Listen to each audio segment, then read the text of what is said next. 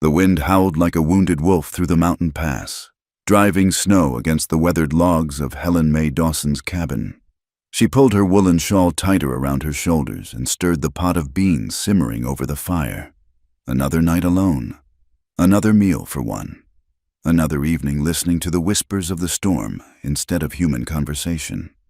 28 winters had passed since her birth, and for the last 7 of them, this cabin had been her world. The townspeople of Cedar Ridge, nestled in the valley below, had long ago decided her fate. Poor Helen Dawson, they'd mutter when they thought she couldn't hear. Something must be wrong with her. No man wants a wife who reads too many books and speaks her mind too freely.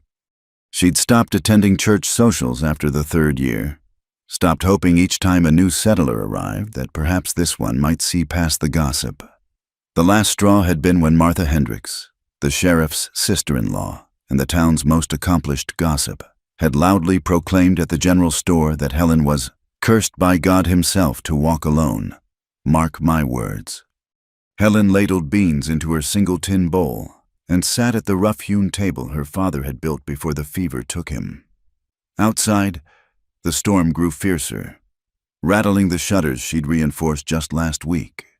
The fire crackled, casting dancing shadows on the walls adorned with nothing but a faded daguerreotype of her parents and a calendar from 1876, 2 years out of date. But she kept it for the picture of the roses. She was halfway through her meal when she heard it, a sound that didn't belong to the storm, a deliberate, measured knocking at her door. Helen froze, spoon suspended halfway to her mouth. No one came up the mountain in weather like this. The nearest neighbor, old Samuel Morrison, lived 3 miles down the trail, and he'd never venture out in a blizzard. Her rifle hung on pegs above the mantel. She rose slowly, reaching for it. The knocking came again, more urgent this time. "Who's there?" she called out, trying to keep the tremor from her voice. "Please." The word was heavily accented, barely audible above the wind.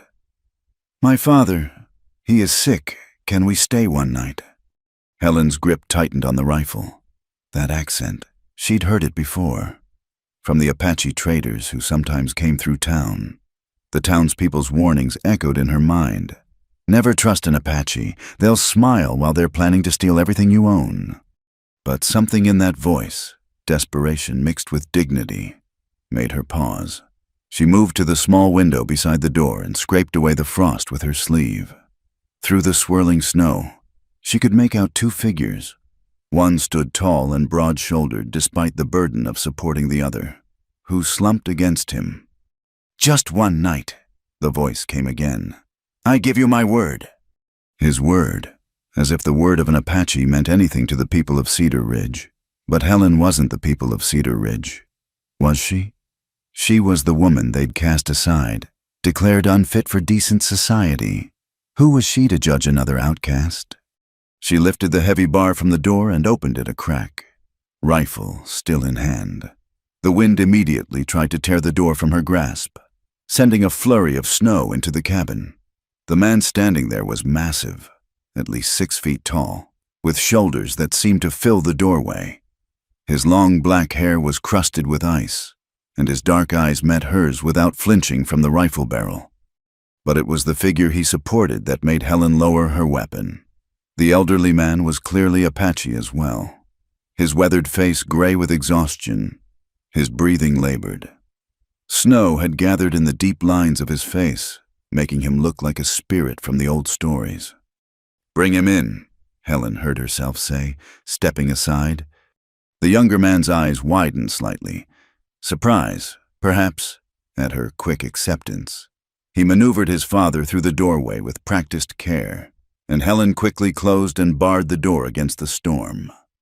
"By the fire," she directed, already moving to clear her drying herbs from the chair closest to the hearth. The old man sank into the chair with a soft groan, and his son knelt beside him, speaking rapidly in Apache. Helen caught a few words. She'd picked up fragments of the language from the traders, but not enough to understand. "Thank you," the younger man said, turning to her. In the firelight, she could see him more clearly. His face bore the sharp angles and strong features of his people, with a scar running from his left eyebrow to his cheekbone. His clothes were a mixture of Apache and white man's garb leather leggings, a wool coat that had seen better days, and boots that were cracked but well-maintained. "He needs to get warm," Helen said, her practical nature overcoming her nervousness. "Those wet clothes will kill him faster than any fever. Can you help him change? I have some of my father's old things." The man nodded. "I am called Noel," he said, the English name sounding strange with his accent. "My father is White Feather." "Helen Dawson," she replied automatically, then felt foolish. What did names matter at a time like this? She hurried to the trunk at the foot of her bed and pulled out her father's clothing. A flannel shirt, wool trousers, thick socks. They would be too small for Noel, but they might fit White Feather. She also grabbed the extra quilt her mother had made, the one with the wedding ring pattern that seemed to mock her single status. When she returned, Noel had removed his father's soaked outer garments and wrapped him in his own coat. The old man's eyes were closed, but his lips moved in what might have been prayer or delirium. "Is there a doctor in the town below?" Noel asked as he helped his father into the dry clothes. Helen shook her head. "Doc Morrison died last winter. There's a man who pulls teeth and sets bones. But," she didn't finish, "Tom Garrett wouldn't come up the mountain for an Apache, especially not in this weather." Noel's jaw tightened, but he said nothing. He finished dressing his father and wrapped the quilt around him, then stood back. Without his coat, Helen could see his own clothes were soaked through. He made no complaint, simply moved closer to the fire and held his hands out to the warmth. "You need dry clothes too," Helen said. "You'll catch your death." "I am fine."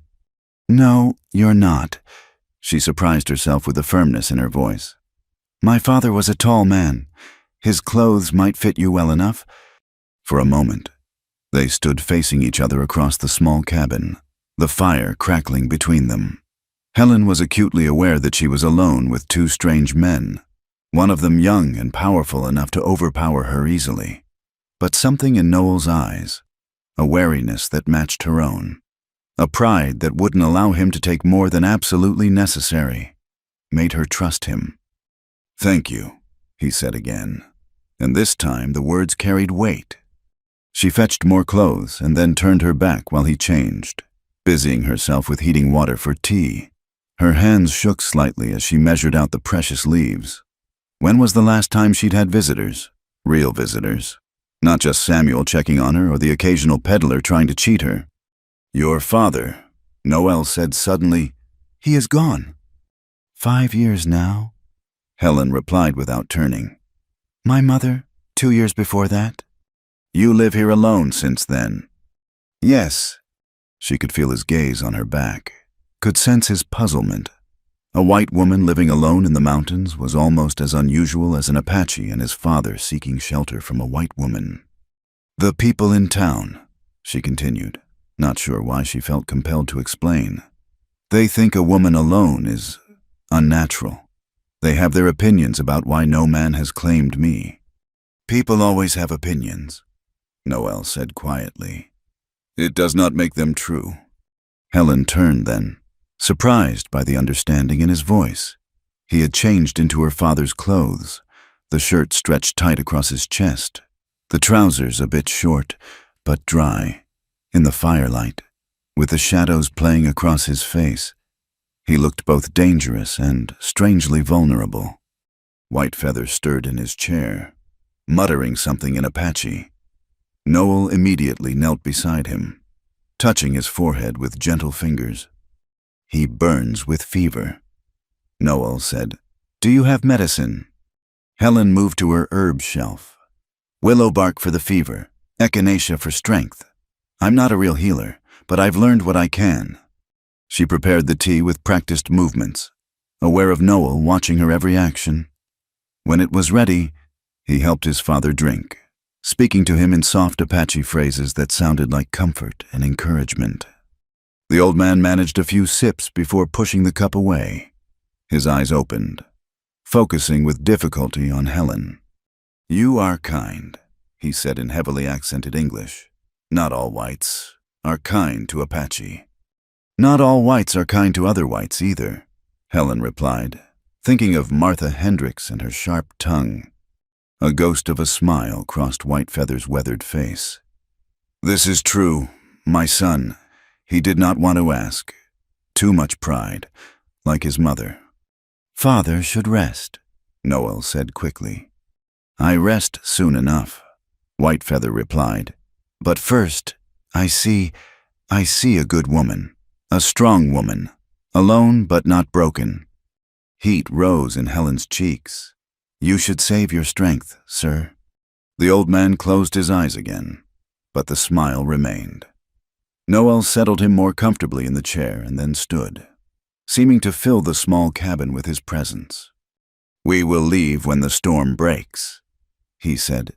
"I do not wish to bring you trouble." Helen looked toward the door, where the wind still howled and snow piled against the walls. "That won't be tonight, and probably not tomorrow either. These mountain storms can last for days." "Then we must pay." "With what?" Helen interrupted, surprising herself with her boldness. "You have nothing but the clothes on your back, and those are soaked through. You'd insult me by offering payment for basic human decency." Noel's eyes flashed with something, anger, pride. But then his shoulders relaxed slightly. "Then we must help. I am strong. I can work." "When the storm breaks," Helen agreed. "For now. Are you hungry? I have beans, cornbread, some preserved venison." "You are generous with those who have nothing to give." "I'm practical," Helen corrected. "A hungry man is a desperate man, and I prefer my guests comfortable." This time she was certain she saw amusement in his dark eyes. He helped her prepare a simple meal, moving around the small kitchen space with surprising grace for such a large man. They worked in companionable silence, the storm raging outside while inside the cabin felt warm and, for the first time in years, not empty.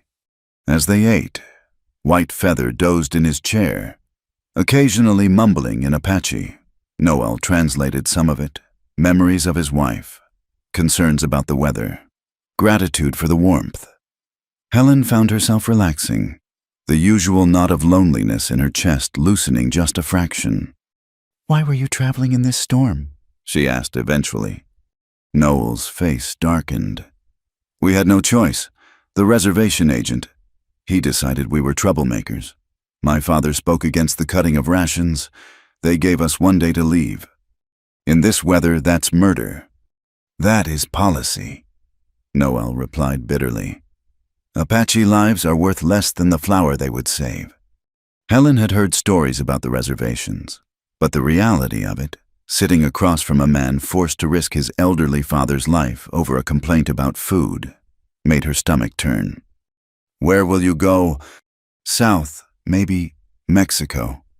Anywhere they will let us live in peace." He looked at his father with such tenderness that Helen's heart ached. "He is old. He deserves better than running like a hunted animal." "Everyone deserves better than that," Helen said softly.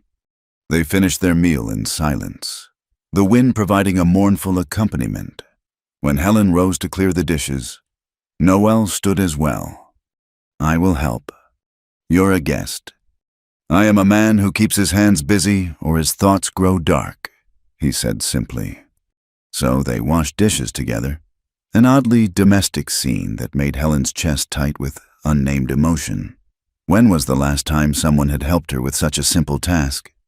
When was the last time she'd felt like she wasn't completely alone in the world? As if reading her thoughts, Noel said, "It is strange. Today I thought we might die in the snow. Tonight we are warm and fed. The world changes quickly." "Sometimes for the better," Helen agreed, then felt heat rise in her cheeks again. What was she saying? These men would leave as soon as the storm broke, and she would be alone again. That was her life. That was her fate. But for tonight, with the storm sealing them inside this small cabin, she could pretend otherwise. She could pretend that company was normal, that masculine voices and presence didn't make her heart race with long-suppressed hope. Whitefeather coughed, a harsh sound that broke the moment. Noel immediately went to him, feeling his forehead again. "The fever is worse." Helen joined him, noting the old man's labored breathing and flushed face. "We'll take turns watching him tonight. You need rest too." "I cannot." "You can and you will," Helen said firmly. "You're no good to him if you collapse from exhaustion. I've sat up with sick folks before. I know what to do." Noel studied her face for a long moment, then nodded slowly. "You are not what I expected from a white woman." "And you're not what the town would have me believe about Apache men," she countered. "What would they have you believe?" Helen hesitated, then decided on honesty. "That you're savages, thieves, that you'd as soon kill me as look at me." "And yet you opened your door." "Yes." "Why?" The question hung in the air between them, heavy with implications. Helen looked at Whitefeather, sleeping fitfully in the chair, then back at Noel. "Because I know what it's like to be judged without being known. Because I've heard enough cruel words to recognize when someone truly needs help. Because—" she paused, searching for words. "Because being alone doesn't mean being without compassion." Noel's expression softened, and, for a moment, the hardness that seemed etched into his features disappeared. "Then we were fortunate in our misfortune, to find your door in the storm." The wind chose that moment to rattle the shutters particularly hard, as if reminding them that the storm was far from over. Helen shivered despite the warmth of the fire. "I'll make up pallets by the fire," she said, needing to move, to do something with the emotions swirling inside her. "It's warmest there." Together, they arranged bedding on the floor, her extra blankets and furs creating a comfortable enough space for 2 men. Whitefeather woke enough to be moved from the chair, though he was clearly disoriented with fever. Noel spoke to him constantly in Apache, his voice gentle and reassuring. Once the old man was settled, Noel sat back on his heels. "I will take the first watch." "No," Helen said. "You're exhausted. Sleep for a few hours. I'll wake you if there's any change." She expected him to argue, but perhaps he was more tired than he let on. He stretched out beside his father, one hand resting protectively on the old man's arm. Within minutes, his breathing had deepened into sleep. Helen settled into her chair by the fire, pulling her shawl around her shoulders. The storm continued its assault on the cabin, but inside, an unexpected peace had descended. She watched the 2 men sleeping, Whitefeather's labored but steady breathing, Noel's watchful rest that spoke of years of sleeping in dangerous places.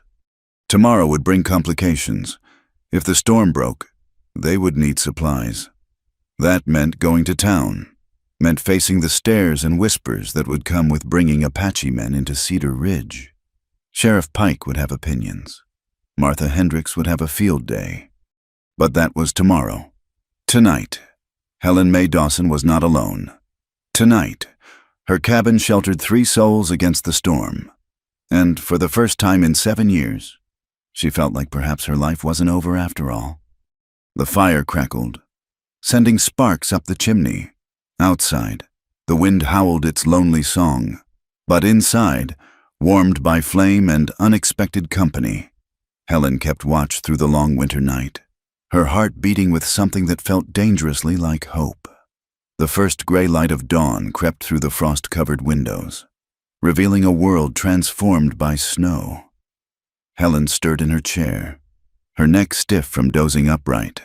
The fire had burned low, but the cabin retained its warmth. She'd woken twice during the night to tend to Whitefeather, spooning willow bark tea between his parched lips while Noel slept the deep sleep of exhaustion. Now both men were awake. Whitefeather sat propped against the wall, his color better but his breathing still labored. Noel knelt beside him, speaking quietly in Apache. When he noticed Helen watching, he stood with fluid grace that belied his size. "You should have woken me," he said, his voice rough with sleep. "You needed rest more than I did." Helen rose, working the kinks from her spine. How is he this morning? Better, but weak. The fever broke near dawn. That's good. Breakfast will help. She moved toward the kitchen area, then paused. I should warn you, my stores are simple. Cornmeal mush, molasses, perhaps some bacon if you eat pork. We are grateful for anything. Noel assured her, May I help? It was strange, having a man in her kitchen again. Stranger still that he moved with such consideration, careful not to crowd her in the small space. They worked in companionable silence. Noel stoking the fire while Helen mixed cornmeal and water in her heavy pot. The domestic rhythm felt both foreign and achingly familiar. You cook like someone who has practice, Noel observed, watching her efficient movements. 7 years of practice, and before that, helping my mother since I could reach the stove. She stirred the mush, adding a precious pinch of salt. A woman alone learns to do everything or do without. This is true for anyone alone, he replied, slicing bacon with her sharp knife. Man or woman? Whitefeather coughed from his palate, and both turned. The old man waved them back to their task. Do not fuss like hens, he said, his voice stronger than the night before. I have survived worse than a little cold. A little cold that nearly killed you, Noel muttered in English, clearly intending his father not to understand. I speak English better than you think, my son, Whitefeather said dryly, and my ears still work, even if my body protests. Helen hid a smile behind her hand. The relationship between father and son was touching. Noel's protective concern, Whitefeather's stubborn independence. It reminded her of her own father's final months, when she'd tried to coddle him and he'd resisted with every breath. They ate breakfast together, Whitefeather managing to sit at the table, though Noel hovered anxiously. The old man's appetite was encouraging. He finished his entire bowl of mush and even accepted a small piece of bacon. Tell me of this town below, Whitefeather said, fixing Helen with surprisingly sharp eyes. They do not welcome strangers. Helen chose her words carefully. Cedar Ridge is set in its ways. Most folks came here to escape something. The war, failed farms back east, broken dreams in California. They're protective of what they've built. Protective is one word, Noel said darkly. I have seen such protection. It usually involves guns and rope. Not everyone is like that, Helen protested, then wondered why she was defending people who had shunned her. Samuel Morrison, my neighbor down the mountain, he's a good man. And there's Mrs. Chen who runs the laundry. She knows what it's like to be an outsider. But they are few. Whitefeather said. It wasn't a question. Yes, Helen admitted. They are few. The storm had lessened during the night, though snow still fell steadily. Noel went to the door and studied the sky through a crack in the frame. Another day, perhaps 2 before travel is possible, he announced. Then you're my guests until then, Helen said firmly, and guests earn their keep around here. There's wood to split, repairs needed on the chicken coop, a dozen small tasks I've put off. Noel's face lit with something like relief. I'm good with my hands. Show me what needs doing. They spent the morning working companionably. Noel proved as capable as he'd claimed, repairing the loose boards in the chicken coop with minimal tools and maximum ingenuity. Helen found herself stealing glances at him as he worked, noting the economical grace of his movements, the way he hummed tunelessly under his breath. Whitefeather, propped in the chair by the fire, proved to be excellent company. His English, while accented, was eloquent, and he had a dry wit that caught Helen by surprise. You remind me of my wife, he said as she brought him fresh tea. She too had eyes that saw more than they should and a spine that would not bend. What happened to her? Helen asked gently. The soldiers came to our winter camp 5 years ago, said we had to move to the agency. She said she was too old to live in a cage. His eyes grew distant. She walked into the storm that night. We found her in the spring, sitting against her favorite pine tree, looking toward the mountains of her birth. Helen's throat tightened. I'm sorry. Do not be sorry. She died free. That is more than most of us can say now. He studied her with those penetrating eyes. But you understand about cages, I think, even when they have no bars. Before Helen could respond, Noel returned, shaking snow from his hair. The coop is secured. Your hens seem suspicious of the improvements. They're suspicious of everything, especially that red one. She's mean as a snake and twice as crafty. Helen welcomed the change of subject. Did you gather the eggs? Noel held up his left hand, which bore several angry pecks. The red one defended her territory well. Whitefeather chuckled. My son, who has fought bears and soldiers, defeated by a chicken. That's no ordinary chicken, Noel protested. That's a demon in feathers. The easy banter warmed the cabin more than the fire. Helen found herself laughing, really laughing, for the first time in months. When was the last time she'd shared jokes with anyone? When had her cabin heard anything but her own voice and the wind? As the day wore on, the three fell into an easy rhythm. Whitefeather dozed intermittently, but woke alert and eager for conversation. He spoke of his youth, when the Apache roamed free, of hunting buffalo on the plains, of the sacred mountains where boys became men. His stories painted pictures so vivid Helen could almost see the vast landscapes he described. Noel worked steadily on various repairs, occasionally adding his own memories. A first hunt, a horse that wouldn't be tamed. The day he earned his adult name. Helen noticed he spoke little of recent years, of the reservation or the wars. Those wounds were too fresh, she supposed. For her part, Helen found herself sharing more than she'd intended. She spoke of her parents, good people who'd tried to make a life in unforgiving land, of her mother's treasured books, saved from their journey west, of her father's determination to prove a woman could inherit and work land same as a man. He filed the claim in my name, she explained as they shared a simple lunch of biscuits and preserves.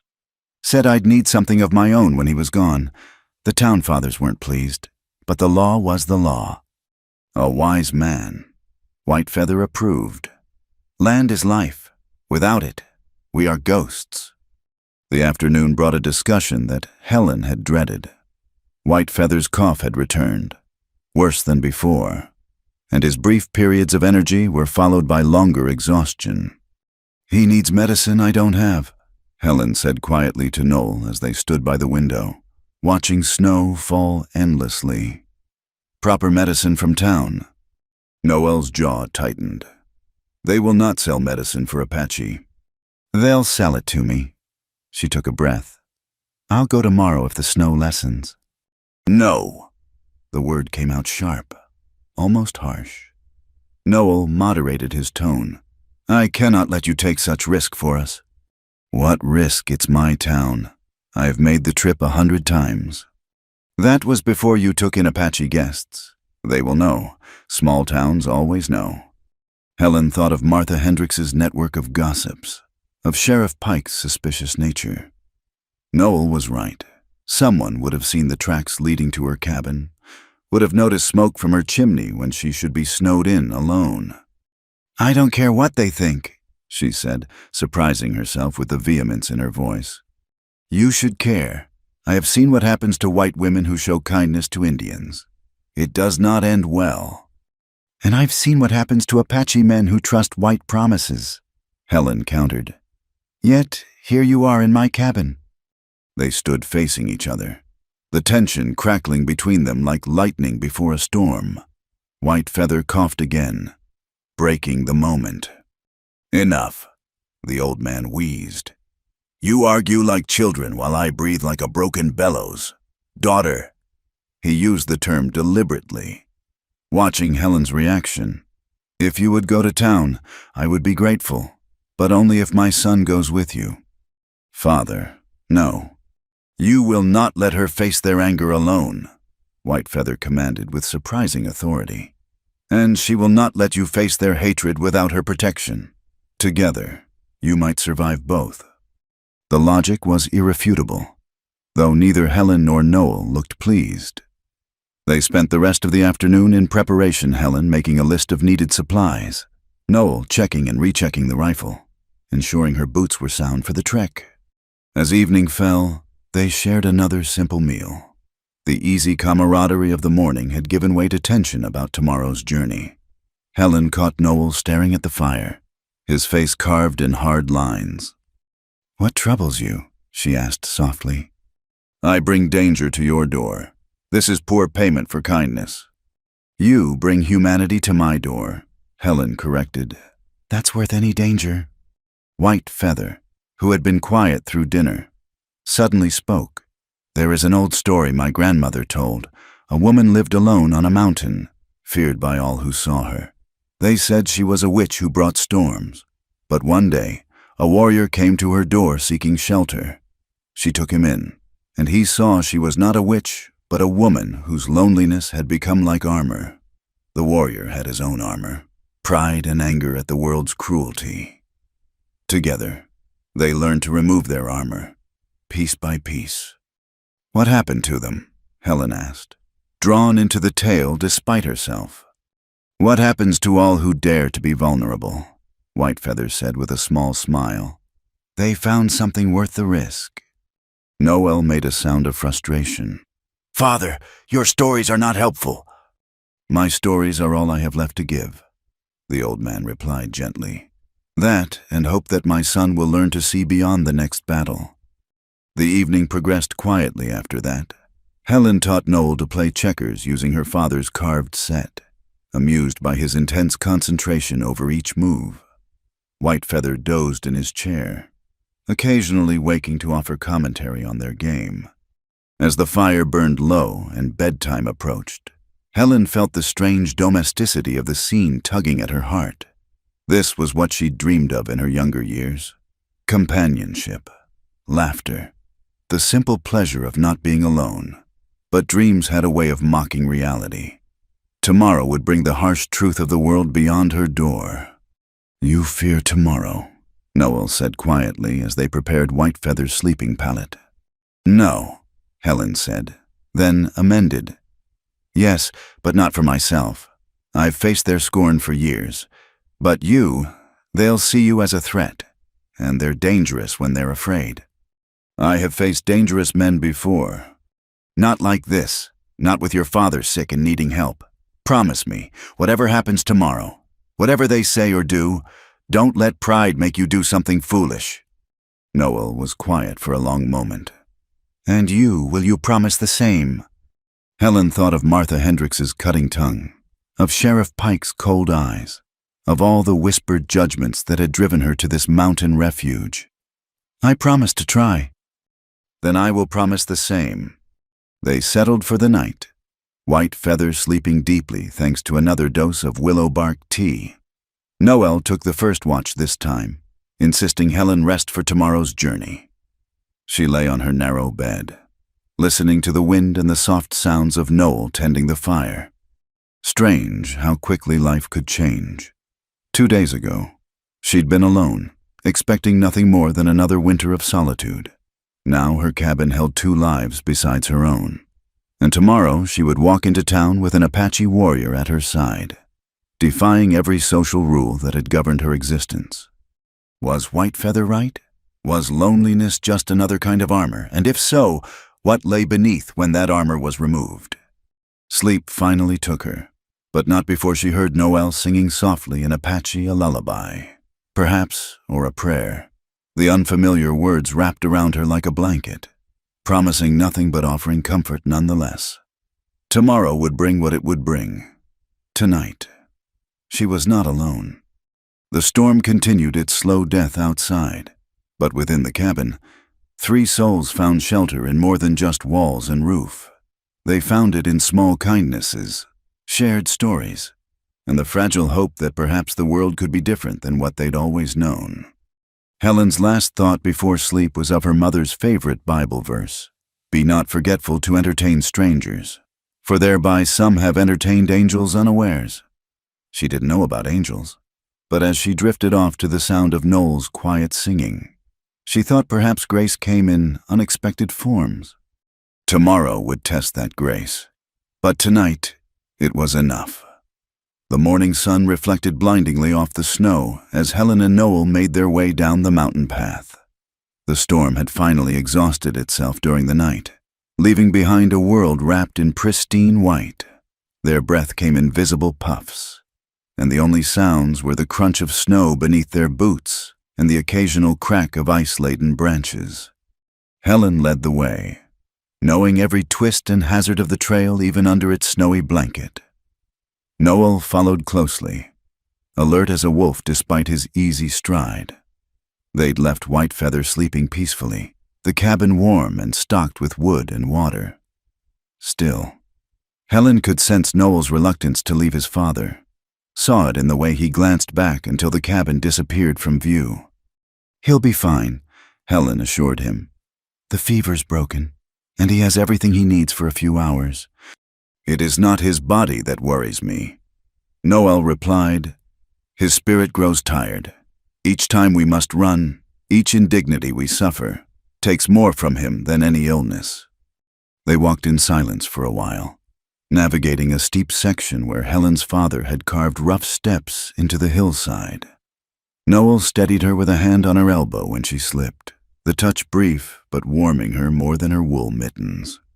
As they descended, the scattered buildings of Cedar Ridge came into view. Smoke rose from chimneys, and Helen could see people moving about despite the early hour. Her stomach tightened.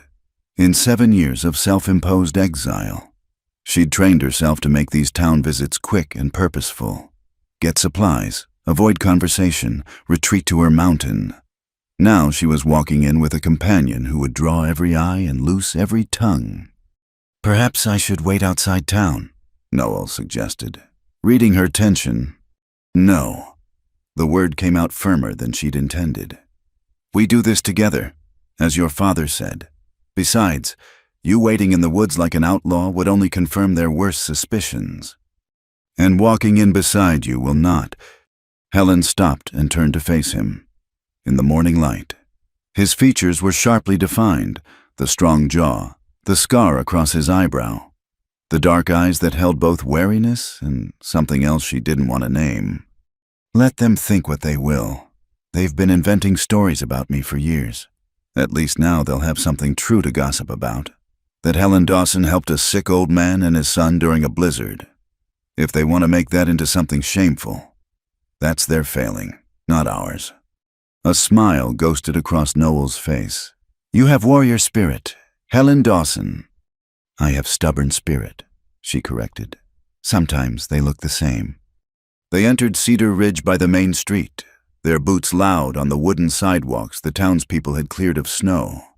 The general store sat on the corner, its windows glowing warmly in the morning light. Helen could see figures moving inside, early shoppers and, no doubt, early gossips. The moment they pushed through the door, all conversation ceased. Helen counted 5 people besides Tom Garrett, the proprietor, Mrs.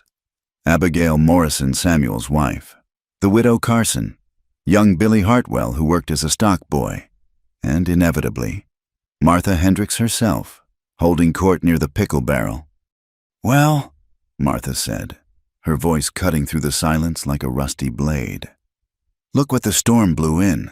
Helen Dawson and a companion." Helen moved toward the counter with as much dignity as she could muster, intensely aware of Noel's solid presence behind her. "Good morning, Mr. Garrett. I need some supplies."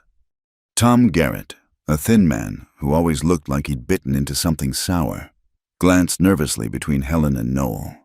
"Miss Dawson, didn't expect to see you in this weather." "The storm's passed," Helen said evenly. She pulled out her list. "I need these items, please, and whatever medicine you have for lung fever." "Medicine?" Martha stepped closer, her small eyes glittering with malicious curiosity. "Are you ill, Helen, or perhaps your guest?" Helen felt Noel tense behind her, but didn't turn. "That's my business, Mrs. Hendricks." "Nothing in this town is just your business," Martha snapped. especially when you bring one of them into our midst. Really, Helen, have you no shame, no consideration for decent folks? Decent folks. Helen's voice rose despite her resolve to stay calm. Decent folks would help anyone in need during a blizzard, not turn them away to freeze. Anyone. Martha's gaze raked over Noel with obvious disgust. That's no anyone. That's an Apache, a savage. Lord knows what he's done, what blood is on his hands. The only blood on my hands is from your friend's demon chicken, Noel said quietly. Speaking for the first time, Billy Hartwell made a sound that might have been a suppressed laugh, quickly turned into a cough when Martha glared at him. Tom Garrett busied himself gathering Helen's supplies, clearly wanting the transaction over quickly. I don't have much in the way of medicine, he said apologetically. Some laudanum, willow bark powder, a tonic Mrs. Chen makes. I'll take what you have. Helen said, You'll take nothing, a new voice announced from the doorway. Sheriff Harlan Pike stood there, his hand resting casually on his pistol. A big man running to fat. Pike had the kind of face that had probably been handsome before whiskey and meanness took their toll. Not until I understand what's happening here. I'm buying supplies, Helen said, fighting to keep her voice steady. Last I checked, that wasn't illegal. Harboring fugitives is, Pike said, his pale eyes fixed on Noel. You, Apache, what's your name? What agency you from? Noel stood perfectly still, but Helen could feel the tension radiating from him. I am called Noel. We came from Fort Apache. Came from, you mean ran from? Pike stepped closer, and Helen caught the stale whiskey smell on his breath despite the early hour. Indians don't leave the reservation without papers. You got papers. We were told to leave, Noel said carefully. The agent said, I don't care what anybody said. No papers means you're a fugitive. And that makes Miss Dawson here guilty of harboring. That's ridiculous, Helen protested. They came to my door in a blizzard. His father is sick. What was I supposed to do? What any sensible white woman would do, Martha interjected. Bar the door and protect yourself. From what, an old man dying of lung fever? Helen's control finally snapped. You talk about Christian charity every Sunday, Martha Hendricks, but when it comes to actually showing any, you're as cold as yesterday's ashes. Martha's face flushed an ugly red. How dare you lecture me about Christianity when you're standing there bold as brass with a savage at your side? Everyone knows what you've been doing up in that cabin, living in sin, corrupting yourself with... That's enough. Noel's voice was quiet, but carried such authority that Martha actually stepped back. You will not speak to her that way. Pike's hand tightened on his pistol. You threatening white women now, boy? I am defending one, Noel replied, his gaze never leaving Pike's face. Though I wonder why that job falls to me when you wear the badge. The tension in the store ratcheted up another notch. Helen saw Tom Garrett ease toward the back room, and Billy Hartwell had gone pale as milk. Only Martha seemed energized by the confrontation, her eyes bright with anticipation of violence. Please, Abigail Morrison spoke up suddenly. Her voice was soft but firm. This isn't necessary. Helen, Samuel mentioned seeing smoke from your cabin. We were worried after the storm. I'm glad you're safe. The unexpected kindness nearly undid Helen's composure. She blinked hard against sudden tears. Thank you, Mrs. Morrison. We're fine. I just need these supplies, and we'll be on our way. Now hold on, Pike said. I haven't decided. Decided what? Sheriff? A new voice joined the conversation. Mrs. Chen stood in the doorway, her small frame dwarfed by the large basket she carried. The Chinese laundress was one of the few people in town who treated Helen with consistent kindness, perhaps because she too knew the weight of being an outsider. Decided to arrest Miss Helen for Christian charity. This will look very good in newspapers. Yes, sheriff arrests woman for helping sick during blizzard. Very good for next election. Pike's face darkened. You stay out of this, Chinaman. This is American business. American business is my business. Mrs. Chen said calmly. I am American now. Citizen. I vote. My husband votes. All Chinese in town vote. You remember this, yes. It was a threat wrapped in silk, and everyone knew it. The Chinese community was small but cohesive, and they voted as a bloc. In a town where elections were often decided by a handful of votes, their support mattered. Tom Garrett seized the moment. Here are your supplies. Miss Dawson. He pushed a wrapped bundle across the counter. Including the medicines, that'll be $2. Helen knew it was less than cost. Tom's small act of defiance against the ugliness in his store. She paid quickly, and Noelle took the bundle before she could reach for it. We go now, Mrs. Chen announced. She looked at Noel with frank curiosity, but no hostility. I walk with you. I need to go same direction. It was a lie. The laundry was in the opposite direction, but Helen accepted the escort gratefully. They moved toward the door, but Pike stepped in front of them. This isn't over, he said, his voice low and threatening. I'll be checking with Fort Apache about runaways.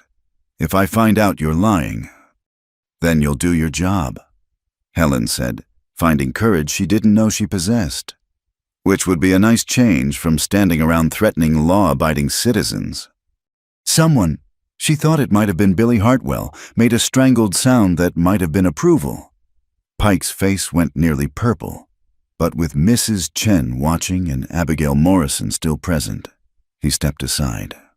They made it 3 steps before Martha had to have the last word. Seems Helen Dawson's finally found a man desperate enough to have her. Pity it took a savage to warm her bed.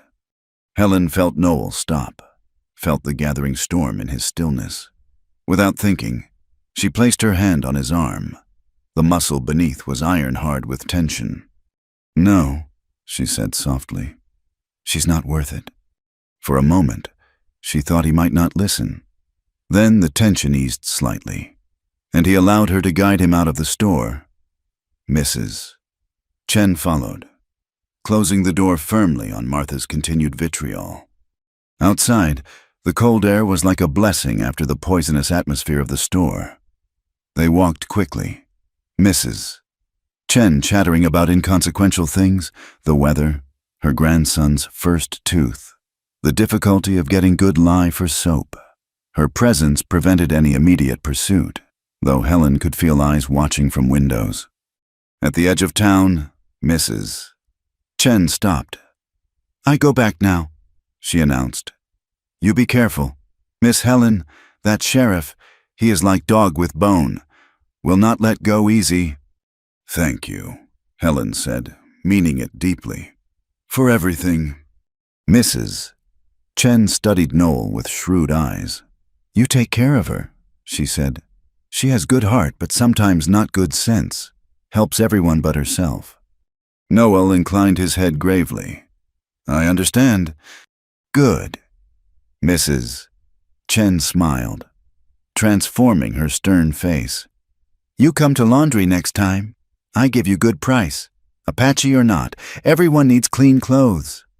She bustled away, leaving Helen and Noel alone on the snowy road. They walked in silence for several minutes, the town falling behind them as they began the climb back to the cabin. I'm sorry, Helen finally said. They were worse than usual. You have nothing to apologize for, Noel said. Their hatred is not your doing.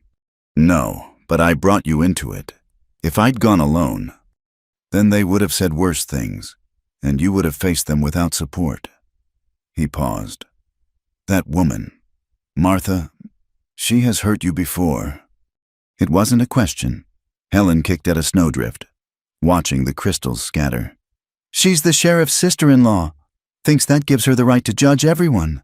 She's been spreading stories about me since I refused her nephew's suit 4 years ago. He was a drunkard and a brute, but in her eyes, I should have been grateful for any offer. And the sheriff, he allows this. He encourages it. Pike's had his eye on my land for years. Thinks a woman alone can't manage it properly. If he could find legal cause to force me out? She shrugged. Making me miserable enough to leave voluntarily would suit him just as well. They climbed in silence for a while, the path steep enough to require concentration. But Helen was intensely aware of Noel beside her, of the controlled anger still simmering beneath his calm exterior. "What Mrs. Hendricks said," she began hesitantly. About why you're with me. I want you to know I don't think—" "I know what you think," Noel interrupted gently. "Just as you know what I think. Her poison cannot touch what is true." Helen's cheeks warmed despite the cold. "And what is true?" He stopped walking, turning to face her on the narrow path. "Truth is that you opened your door to strangers in need. Truth is that you show kindness without thought of reward. Truth is that you stood in that store and defended us when it would have been safer to stay silent." His voice softened. "Truth is that my father smiles when he speaks to you, and he has not smiled in many months." "He reminds me of my own father," Helen said, her throat tight. "Stubborn and wise and too proud to admit when he needs help." "Yes," Noel agreed. "But also he sees something in you. My father has always had the gift of seeing people's true hearts. It is why the agent feared him. He could not be fooled by false promises." They resumed walking, the cabin coming into view around the next bend. Smoke still rose from the chimney, a reassuring sign that all was well. "They'll make trouble for you now," Noel said. "The sheriff will not forget the insult." "Let him come," Helen said with more confidence than she felt. "I've done nothing wrong." "Since when has that mattered to men like him?" It was a fair point. Helen thought of Pike's bloodshot eyes, of the barely leashed violence in his manner. He was a man who enjoyed having power over others, who took pleasure in fear and submission. Today she'd shown neither, and he wouldn't forgive that easily. As they approached the cabin, the door opened and White Feather appeared, leaning heavily on the doorframe but upright and alert.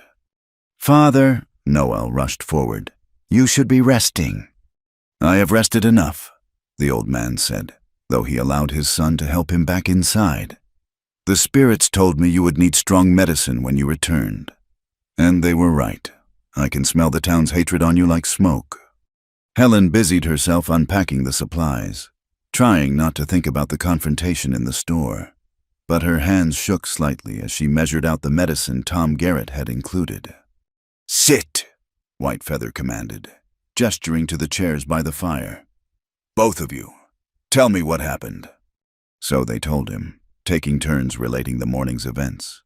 White Feather listened without interruption, his weathered face grave.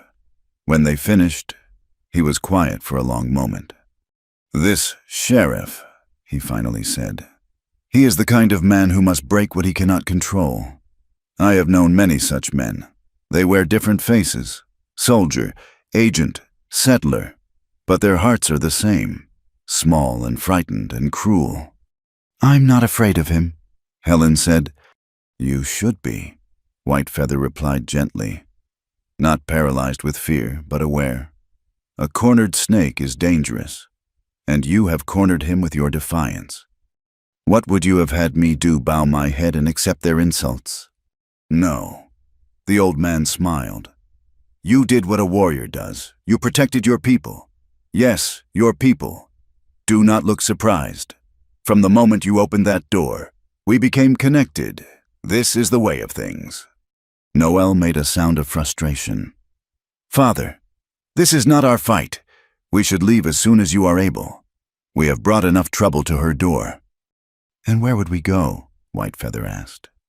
"Back to the agency that cast us out south to Mexico, where we know no one, or shall we wander the mountains until the cold takes us?" He shook his head. "No, my son. Sometimes the spirits place us where we need to be, not where we think we want to go."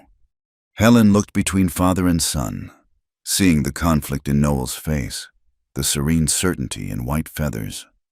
"You're welcome here as long as you need shelter," she said quietly. "Both of you." "You see," White Feather said to his son. "She understands. Home is not always where we are born. Sometimes it is where we are welcomed. The rest of the day passed quietly, but the morning's events cast a shadow. Helen found herself jumping at small sounds, watching the windows for unwelcome visitors. Noel was similarly alert, often stepping outside to scan the horizon. As evening fell and they shared another simple meal, Helen couldn't shake the feeling that something fundamental had changed, not just in her relationship with the town, that had been broken for years, but in her understanding of herself, of what she was willing to fight for. "You are troubled," Whitefeather observed as she cleared the dishes. "I keep thinking about what Mrs. Chen said about having good heart but not good sense." Helen managed a wry smile. "She might be right." "The heart and the head rarely agree," the old man said. "But when forced to choose, I have found the heart's wisdom more reliable. The head tells us to be safe. The heart tells us to be human." Later, as they prepared for sleep, Noel caught her arm gently. "What my father said is true, but if you wish us to go, to spare you further trouble, we will understand." Helen looked up at him, this man who'd entered her life mere days ago but already felt essential to it. "Your father is right about something else too. Sometimes the spirits place us where we need to be. You needed shelter. I needed—" She paused, searching for words. "I needed to remember that I'm more than what this town has tried to make me." "You are much more," Noel said softly. "They are fools not to see it." That night, as Helen lay listening to the wind and the soft breathing of her guests, she thought about courage and kindness, about the price of standing up and the cost of backing down. Tomorrow, Pike would likely make good on his threats. The town's whispers would become shouts. But tonight, her cabin held warmth and companionship and something that felt like family. Whatever came next, she would not regret opening her door to two strangers in a storm. Some things were worth any price, even the wrath of Cedar Ridge and its small-minded sheriff. The fire burned low, casting long shadows on the walls. Outside, snow began to fall again, gentle this time, like a blessing rather than a curse. And in the darkness, three souls found shelter not just from the weather, but from a world that too often confused strength with cruelty and kindness with weakness. Tomorrow would bring its challenges, but tonight they were safe, and that was enough. The snow continued for 3 more days, sealing them in a world of white silence. Helen had never minded being snowed in before. It was part of mountain life, as natural as breathing. But this time was different. This time, her small cabin held life and warmth and conversation that made the hours pass like minutes. Noel proved invaluable during their confinement. He repaired the loose shingles on the roof from inside the attic, patched the chinking between logs where cold air whistled through, and even fashioned new hinges for the cupboard door that had been hanging crooked for months. His hands were never idle, and Helen found herself watching them as he worked. Strong, capable hands that could create as easily as they could defend. Whitefeather, growing stronger each day, became the cabin's storyteller. He spoke of the old ways, teaching Helen Apache words for everyday things. She learned that gauche meant fire, tu meant water, and ni meant earth. But more than words, he taught her perspectives she'd never considered. "Your people see time as a straight line," he explained one afternoon as they sat by the fire. "Past behind, future ahead. But for Apache, time is a circle. What was, will be again. What is broken will mend. What is separated will reunite." "That's a comforting thought," Helen said, carefully mending a tear in one of Noel's shirts. "But some things, once broken, can't be fixed." "Cannot or will not," Whitefeather challenged gently. "Often we mistake one for the other." Noel looked up from the trap he was repairing. "Father believes everything has a purpose, even suffering." "And you don't?" Helen asked. "I believe suffering is suffering," Noel said quietly. "Purpose or not, It still cuts deep. The conversation turned to lighter things, but Helen noticed the way Whitefeather watched his son, concern creasing his weathered face. Later, when Noel went to check on the horses in the lean-to shelter, the old man spoke privately to Helen. "My son carries wounds you cannot see," he said. "He was married once. She died when the soldiers came to move us to the reservation. Shot by accident, they said, but there are no accidents in war, only choices and consequences." Helen's hand stilled on her mending. "How long ago?" "4 winters. He has not spoken her name since. Grief became anger. Anger became hardness. I feared his heart would turn to stone." Whitefeather smiled sadly. "But stones can crack when they meet the right force." Before Helen could ask what he meant, Noel returned, shaking snow from his hair. "The horses are well. Your shelter is better built than it looks." "My father knew how to build for these mountains," Helen said, grateful for the change of subject. "He said you had to work with the land, not against it." "A wise man," Noel agreed. He hesitated, then added, "There are tracks outside. A single rider circled the cabin yesterday, staying in the trees." Helen's stomach tightened. "Pike." "Or one of his men. They did not approach, just watched." "Let them watch," Helen said with more bravado than she felt. "Looking isn't a crime." But they all knew it was more than looking. It was intimidation, a reminder that Helen's defiance hadn't been forgotten. That night, Noel insisted on keeping watch, positioning himself where he could see both windows and the door. On the 4th day, the snow finally stopped. The sun emerged, brilliant and blinding, turning the world into a crystal palace. Helen stepped outside to feed the chickens and gather eggs, breathing deeply of the clean, cold air. The red hen, true to form, pecked at her viciously before surrendering her eggs. "Still fighting the good fight, I see," Helen told the bird. "Good for you. Never give up." When she returned to the cabin, she found Whitefeather teaching Noel a complex pattern with string, something he called a spirit web.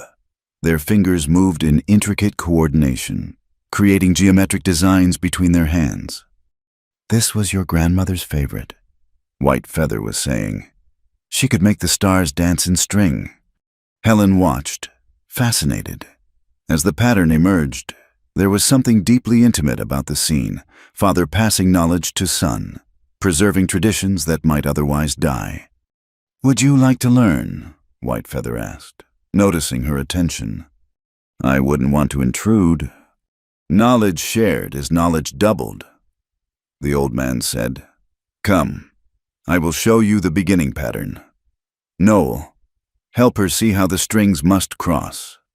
So Helen found herself sitting close to Noel, their hands occasionally touching as he guided her fingers through the movements. He smelled of wood smoke and pine, and his patience with her clumsy attempts touched her heart. "You're thinking too hard," he said when she tangled the pattern for the 3rd time. "Feel the rhythm. Don't force it." "Easy for you to say," Helen muttered. "You've been doing this since childhood." "Actually, I was terrible at it as a child," Noel admitted. "My sister was the one with clever fingers. She would laugh at my attempts." It was the first time he'd mentioned family beyond his father. Helen wanted to ask more, but sensed the memory was fragile, not to be probed. They passed the afternoon in such gentle pursuits, string patterns, stories, the comfortable silences that had grown between them. As evening approached, Whitefeather dozed in his chair while Helen prepared their meal.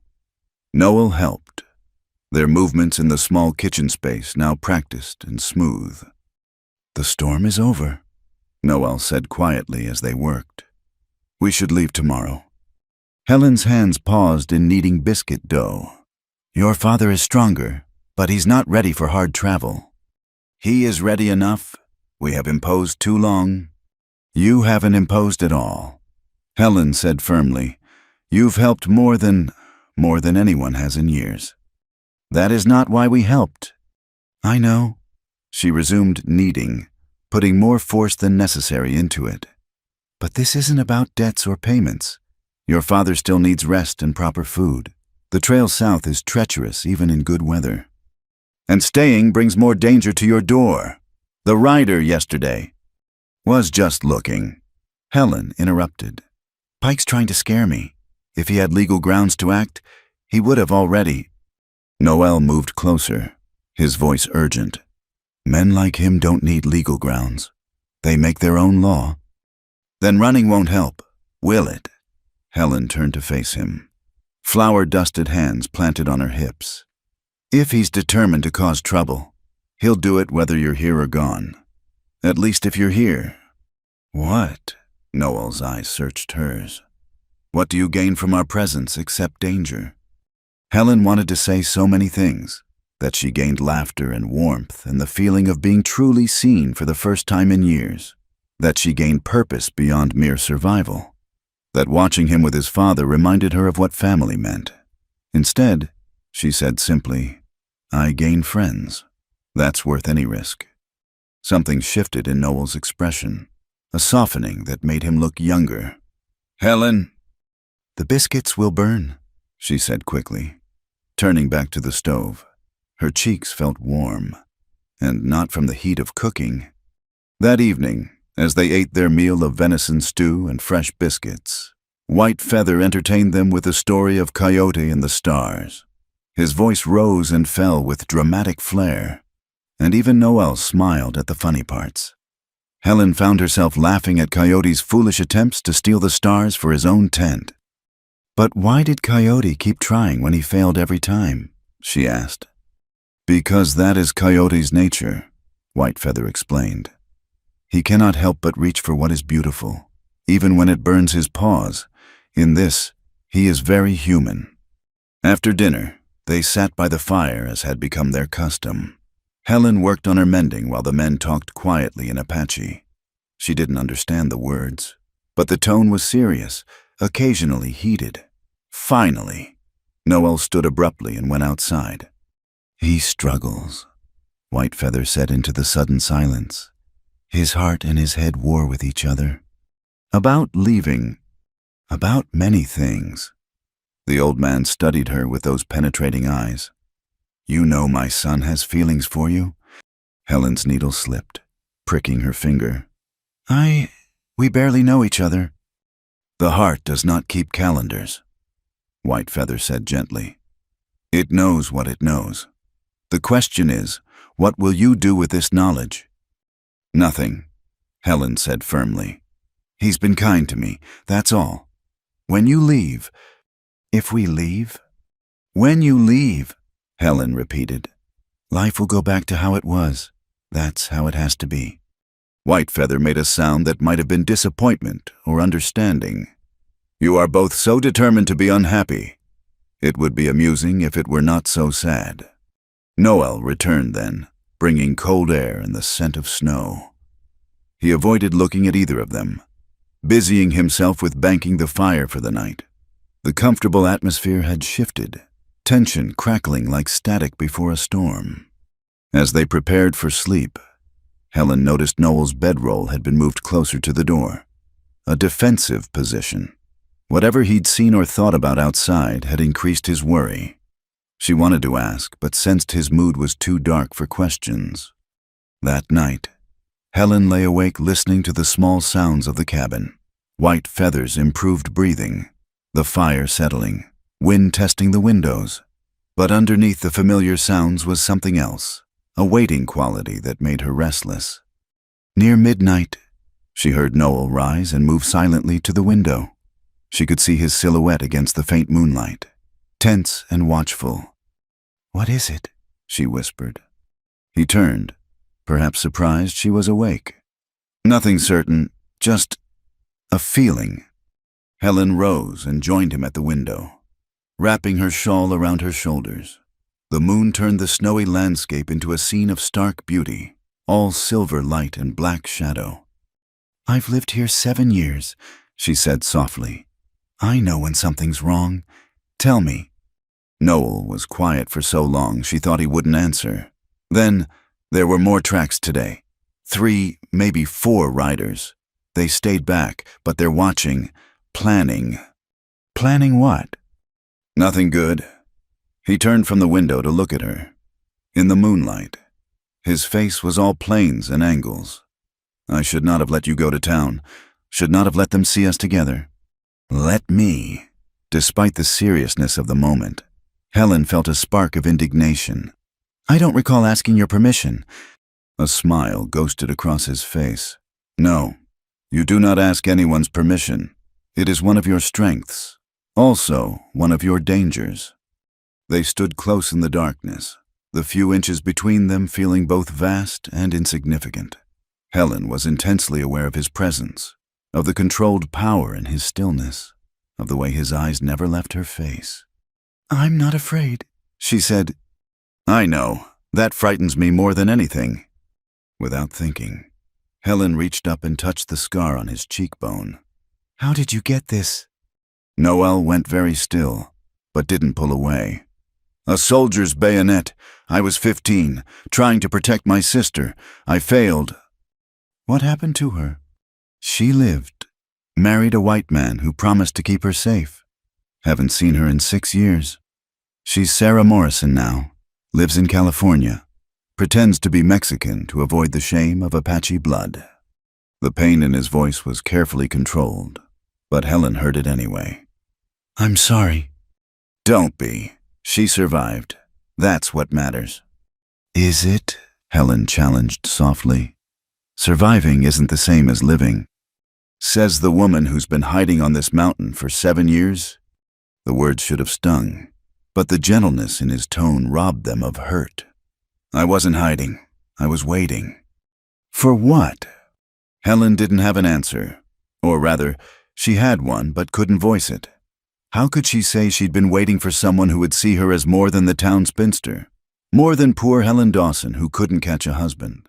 How could she explain that she'd been waiting for someone who would make her cabin feel like a home instead of a refuge? I don't know, she said finally. Maybe for a storm to blow strangers to my door. Noel's hand came up to cover hers where it still rested against his face. Helen, when this is over... A sound outside made them both freeze. Horses, moving fast through the snow. Noel pushed Helen behind him and grabbed the rifle from its pegs. Wake my father, he said tersely. Quietly. But Whitefeather was already awake, sitting up with the alertness of a man who'd spent his life in danger. How many? 3, maybe 4, Noel answered, checking the rifle's load. Coming fast. The horses stopped just beyond the clearing. Helen's heart pounded as she heard muffled voices, the creak of saddle leather. Then, shockingly loud in the quiet night. Helen Dawson, this is Sheriff Pike. Open up, I have a warrant for the arrest of the Apache fugitives you're harboring. Helen started toward the door, but Noel caught her arm.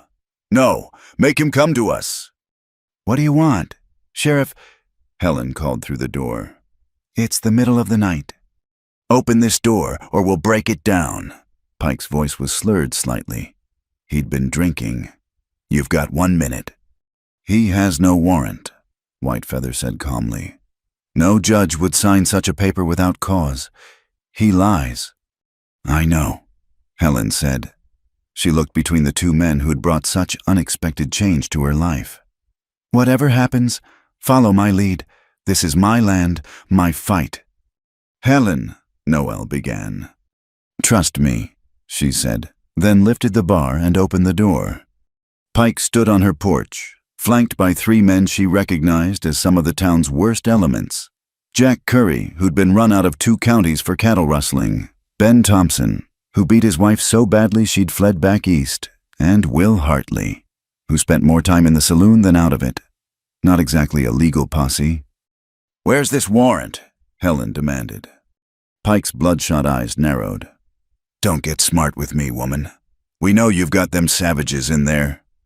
I have 2 guests who sought shelter from the storm, Helen said evenly. Since when is hospitality a crime? Since they're fugitive Indians, Pike snarled. He tried to push past her, but Helen stood firm in the doorway. You can't enter without a warrant. That's the law. I am the law. Pike's face was ugly with rage and whiskey. And I say... He stopped mid-sentence as Noel appeared behind Helen, the rifle held casually but ready. White Feather joined them, dignified despite his obvious frailty. Ah, Pike said with satisfaction. The fugitives show themselves. We are not fugitives, White Feather said with quiet authority. We were expelled from the agency for speaking truth. Is truth now illegal in America? You're off the reservation without papers. Pike said, That's all I need to know. Then arrest us, Noel challenged. Take us to a real judge, not your kangaroo court. Let the law decide. Pike's hand moved to his gun. Maybe you'll try to escape. Maybe I'll have to stop you, permanent-like. The threat hung in the cold air. Helen felt Noel tense behind her, ready to act. But it was White Feather who spoke, his voice carrying a power that made everyone pause. You come in darkness like cowards. You bring whiskey courage and men of poor reputation. You threaten women and elders. Is this your white man's justice? He stepped forward. And despite his age and illness, there was something magnificent about him. I have lived long and seen much. I have watched your people break every promise, take every sacred thing. But still I believed some whites had honor. Was I wrong? For a moment, even Pike seemed affected by the old man's dignity. Then he shook it off, his face hardening. Pretty words won't save you, old man. He looked at Helen. Last chance, hand them over, or share their fate. Then I share their fate, Helen said clearly. And tomorrow, the whole town will know how the sheriff came like a thief in the night, drunk and without legal authority, threatening a woman and two men who've done nothing but survive a storm. Who'll tell them you? Pike laughed unpleasantly. You won't be in any condition to tell anyone anything. The click of Noel cocking the rifle was loud in the silence. You touch her, you die. Simple as that. Pike's men shifted nervously. They'd come for easy prey, not a real fight. Jack Curry especially looked uncomfortable. He was a coward at heart, brave only when the odds were overwhelmingly in his favor. Big talk from a savage, Pike said, but Helen heard the first note of uncertainty. You shoot a white lawman, they'll hang you for sure. Maybe, Noel agreed. But you'll be too dead to enjoy it. The standoff stretched taut as a bowstring. Helen could hear her heart beating, could feel the cold seeping through her thin nightdress. Someone would break soon, either Pike's whiskey courage or his men's weak loyalty. It was White Feather who broke it, but not in the way anyone expected. The old man suddenly swayed, his hand going to his chest. My heart, he gasped, and collapsed. Father, Noel caught him as he fell, the rifle forgotten. Helen dropped to her knees beside them, feeling for a pulse. He's alive, she said, but his heart's racing like a rabbit's. We need to get him inside. For a moment, humanity warred with cruelty on Pike's face. Then he stepped back. Get him inside, then. But this isn't over. You've got 3 days. Then I come back with a real posse and proper papers. 3 days to get these savages off your land, or I'll arrest all 3 of you. He turned and stomped off the porch, his men following with obvious relief. Helen and Noel carried White Feather inside and laid him on his pallet. The old man's eyes fluttered open as Helen bathed his face with cool water. Did they leave? He whispered. Yes, Helen said. Rest now. A ghost of a smile crossed his face. Sometimes weakness is stronger than strength. They could face guns, but not an old man's failing heart. Noel made a sound between a laugh and a sob. You scared us. I scared myself, White Feather admitted. But only a little. The heart truly did race. Too much excitement for these old bones. They spent the rest of the night tending him, taking turns watching both White Feather and the windows. No one slept. As dawn painted the mountains pink and gold, Helen made coffee strong enough to float a horseshoe. 3 days, Noel said quietly as they stood by the window. He means it. I know. Helen wrapped her hands around her coffee cup, seeking warmth. But 3 days is time to think, to plan. Plan what we cannot fight the whole town. Maybe we don't have to, Helen said. Mrs. Morrison, Mrs. Chen, Tom Garrett, not everyone in Cedar Ridge is like Pike. Maybe it's time to remind them that they have a choice too. And if they choose Pike, Helen looked at Whitefeather, sleeping peacefully now, his breathing steady. She thought of the string patterns he'd taught her, the stories he'd shared, the way he called her daughter. She looked at Noel, who'd worked beside her, protected her, made her feel less alone than she'd been in 7 years. Then we face that together too, she said simply. Whatever comes, we face it together. Noel was quiet for a long moment. Then he took the coffee cup from her hands and set it aside, taking her hands in his. They were warm and calloused and gentle. You could leave, he said. Go to another town. Start over where no one knows you took in Apaches. You have 3 days to save yourself. I spent 7 years saving myself, Helen replied. Hidden away up here, safe and alone and slowly dying inside. I'm done with that kind of saving. Even if it means real danger, even if Pike makes good on his threats. Even then, she squeezed his hands. Some things are worth the risk. Your father was right. I've been mistaking cannot for will not for too long. The sun climbed higher, flooding the cabin with golden light. Outside, the snow sparkled like scattered diamonds. It was a beautiful morning, despite everything. Or perhaps because of everything. The ugliness of the night had clarified things, burning away pretense and leaving only truth. 3 days. 3 days to find a solution or face the consequences. 3 days to decide if the town had any conscience left to appeal to. 3 days to admit what had been growing between her and Noel since that first night when he'd knocked on her door. It wasn't much time, but then again, Helen reflected, it had only taken one storm to change everything. Maybe 3 days would be enough for another miracle. Whitefeather stirred and opened his eyes. Good morning, my children, he said, seeing them standing together. The sun rises on a new day. What will we make of it? Helen looked at Noel, then at the old man who'd become like family in just a few days. Whatever we need to, she said. Whatever we need to. The first of the 3 days dawned cold and clear. Helen stood at her window, watching the sun paint the snow-covered mountains gold behind her. She could hear Noel helping his father with morning preparations. The domestic sounds that had become so comforting now carried an undertone of urgency. You're going to town, Noel said. It wasn't a question. Helen turned from the window. I have to try. Some people there are good folk who've just been silent too long. Maybe if I talk to them directly. It's too dangerous. Pike will be watching for you. Pike will be sleeping off his whiskey until noon, Helen countered. Besides, I know the back trails. I can get to the Morrisons without going through the main street. Whitefeather spoke from his chair. She is right to try. Words before weapons, always. But daughter. He fixed her with those knowing eyes. Do not go alone. I can't take Noel. That would play right into Pike's hands. Not my son. Take your strength. Take your truth. But also take something else. The old man reached into his worn pouch and pulled out a small object wrapped in soft leather.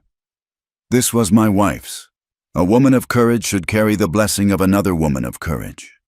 Helen unwrapped it carefully. Inside was a small silver medallion, worn smooth with age, engraved with symbols she didn't recognize. It's beautiful, she breathed. It is protection, Whitefeather said simply. Not from bullets or hate, but from losing yourself in the face of others' darkness. Helen fastened the medallion inside her coat, feeling its weight against her heart. Thank you. She left within the hour, taking the old deer trail that wound around the mountain's shoulder. The path was treacherous with snow, but she knew every root and rock. As she walked, she planned her words. her appeals to conscience and community. The Morrison homestead sat in a gentle valley, smoke rising peacefully from its chimney. Helen approached carefully, relieved to see Samuel in the barn. Alone. "Helen." He straightened from mucking stalls, surprise clear on his weathered face. "Heard there was some trouble at your place last night." "News travels fast," Helen said dryly. Samuel's expression grew troubled. "Pike came by this morning, early, recruiting for a posse. Said you were harboring dangerous fugitives." "I'm sheltering a sick old man and his son who got caught in the storm." "Since when is that a crime?" "Since Pike decided to make it one." Samuel set aside his pitchfork. His honest face creased with worry. "Helen, I've known you since you were knee-high. You're good people. But this, harboring Apaches, it's got folks stirred up." "Stirred up by lies," Helen said hotly. "They're not criminals. Samuel, the old man spoke up about cut rations at the agency. For that, they were thrown out in a blizzard." Samuel rubbed his jaw, a gesture she remembered from her childhood when he was thinking hard. "That don't sound right. But Helen, right or wrong don't matter much when Pike's got his mind set. And after what happened to the Pemberton family over in Miller's Creek." "What happened?" "Apaches raided their homestead, killed everyone except the youngest boy. Found him hiding in the root cellar 3 days later, half dead from cold." Samuel's voice was heavy. "Now, I'm not saying all Apaches are raiders, but folks are scared. Fear makes them listen to men like Pike." Helen's heart sank. She hadn't heard about the Pemberton raid. It would make her task infinitely harder. "These aren't those Apaches," she said firmly. "Whitefeather is a grandfather who tells stories and makes string figures. Noel has done nothing but help repair my cabin and protect us from Pike's drunken threats. They deserve justice, not mob violence." "Maybe so," Samuel said slowly. "But Helen, you gotta understand, Pike's been building support all morning. He's got Jack Curry saying you pulled a gun on them. Ben Thompson's claiming the Apaches threatened to burn the town. Will Hartley's so drunk he'd swear to anything for another bottle. And people believe them Curry's a thief, Thompson's a brute, and Hartley hasn't drawn a sober breath in years. People believe what they want to believe when they're scared." Samuel looked toward his house where Abigail could be seen through the kitchen window. "I got my own family to think of. Helen, I can't go against the whole town." The words hit Helen like a physical blow. Samuel had been her father's friend, had helped bury both her parents. If he wouldn't help... "I'm not asking you to go against anyone," she said, fighting to keep desperation from her voice. "Just don't join Pike's posse. Stay neutral. That's all." Samuel was quiet for a long moment. "Abigail likes you," he finally said. "Always has. Says you remind her of her sister back east. Too smart for your own good, but with a kind heart." He sighed deeply. "I won't ride with Pike. Can't promise more than that. But I won't be part of a mob." It was something, at least. Helen thanked him and left, taking a circuitous route to the Chen Laundry. The small building sat on the edge of town, separated from the respectable businesses by an invisible line of prejudice. Mrs. Chen was alone, stirring a vast pot of steaming water. Her face lit up when she saw Helen. "Miss Helen, I worry after yesterday. That sheriff, he is like dog with bone." "More like a rabid dog," Helen said tiredly. "Mrs. Chen, I need help. Pike's forming a posse. He's given me 3 days to send my guests away, but I don't think he'll wait that long." Mrs. Chen's expression hardened. "I know about mobs. In California, before we come here, mob burn our shop. Say Chinese steal white man's work. We lose everything. Start over here." She stirred the pot with sharp, angry movements. "Sheriff Pike, same as those men. Use fear to make hate. Use hate to take what he wants." "What does he want?" "Your land. Maybe power. Certainly. But mostly. He want everyone to fear him. You not fear him. This make him crazy." Helen sank onto a wooden crate, suddenly exhausted. I don't know what to do. I can't abandon White Feather and Noel, but I can't fight the whole town. Mrs. Chen abandoned her stirring and sat beside Helen. You know story of David and Goliath? Of course. Everyone remembered David half stone, but real weapon was faith. Faith that right stronger than might. She patted Helen's hand. You have faith. I'm trying to... Try harder. Also, practical help. My husband's cousin is lawyer in Denver. He know Indian law. I already send message. Maybe he come, maybe not, but law is bigger than Sheriff Pike. Hope stirred in Helen's chest. A real lawyer. Real lawyer. Fight for Chinese rights, Indian rights. Anybody rights who pay or who need help. Mrs. Chen smiled slyly. Also, I talk to other Chinese families. We remember who help us, who hurt us. Election come every 2 years. Sheriff Pike maybe learn votes matter more than guns. Helen hugged the small woman impulsively. Thank you. No thank needed. You stand in store yesterday.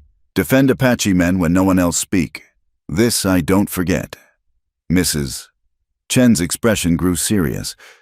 But Helen, be careful. Pike not stupid, just mean he make plan too. Helen left through the back door. Hood pulled up to hide her face. She'd done what she could in town. Now she needed to get back before Pike noticed her absence.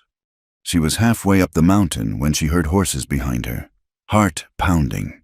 She ducked behind a cluster of boulders, pressing herself against the cold stone. The riders came into view, Jack Curry and 2 men she didn't recognize, all armed. Said to check the North Trail. One was saying, see if she tries to sneak them out that way. Waste of time. Curry grumbled. Should just burn her out. Be done with it. Pike said wait, wants it legal-like. Curry spat. Legal? Since when does Pike care about legal? He just wants to drag it out, make her sweat. They passed within 20 feet of Helen's hiding spot. She held her breath. White Feather's medallion pressed between her palm and the rock. Only when the hoofbeats faded did she emerge, shaking. The rest of the journey was tense, every sound making her jump. But she reached the cabin without further incident. Noel met her at the door, rifle in hand, relaxing only when he saw her. Trouble? He asked, reading her face. Pike's got men watching the trails, and there was a raid over in Miller's Creek. Apaches killed a family. The timing couldn't be worse. Noel's expression darkened. Always there are raids when it's convenient. Always Apaches to blame when fear is needed. You think it wasn't real? Oh, it was real. But who did it? Renegades, white men dressed as Apache happens more than you think. Dead families can't say who really killed them. White Feather listened as Helen recounted her morning. When she finished, he nodded slowly. The Morrison man shows wisdom. Neutrality is sometimes all we can ask, and the Chinese woman understands. She has walked this path. It's not enough, Noel said harshly. A lawyer who might come a few votes 2 years away. Pike won't give us that time. Then we make our own time, White Feather said calmly. Daughter, in your father's things, are there documents, papers that prove this land is yours? Yes, the deed, the claim papers. Why? Because a law is stronger when written down. If this sheriff wants legal, we give him legal. My son knows white man's law. He studied it at the agency school before they closed it. Noel looked surprised. That was years ago, father. Knowledge doesn't expire. You read their books, learned their rules. Use it now. Helen fetched her father's document box, and they spent the afternoon going through papers. Noel's education proved broader than Helen had expected. He read through complex legal documents with understanding, making notes with her pen. Your claim is solid, he finally said, and there's nothing in territorial law that forbids harboring travelers, Indian or otherwise. Pike is exceeding his authority. But who'll stand up to tell him that? Helen asked. We will, Noel said simply. With papers and witnesses. Make it public, official. Force him to act in daylight, not darkness. That evening, as they shared what might be their last peaceful meal together, White Feather told another story. This one was about a mouse who stood up to an eagle, using cleverness instead of strength. The eagle could crush the mouse easily, he said, but the mouse knew something the eagle didn't, that all the other small creatures were watching. If the mouse showed courage, they might too, and many mice together can defeat one eagle. Is that how the story ends? Helen asked. The mice winning. White Feather smiled. Stories end how we make them end. That is the power of being human. We can change the story. Later, as Helen prepared for bed, Noel stopped her with a gentle hand on her arm. Whatever happens tomorrow, I want you to know something. He seemed to struggle for words. These days with you, they've been like waking up after a long sleep. My father says I've been dead inside since my wife died. But here, with you, I feel alive again. Helen's throat tightened. Noel. Let me finish. If Pike comes tomorrow, if things go bad, I need you to promise something. Take my father and run. The North Trail leads to... No. Helen placed her fingers over his lips, stopping the words. We stand together or not at all. That's not negotiable. He caught her hand, holding it against his face. Stubborn woman. Stubborn man, she countered. We're well matched. For a moment, the space between them hummed with possibility. Then White Feather coughed, breaking the spell, and they separated. That night, Helen lay awake planning. Misses. Chen was right. Faith was her weapon. Faith that right would prevail, that the town's conscience wasn't completely dead, that love was stronger than hate.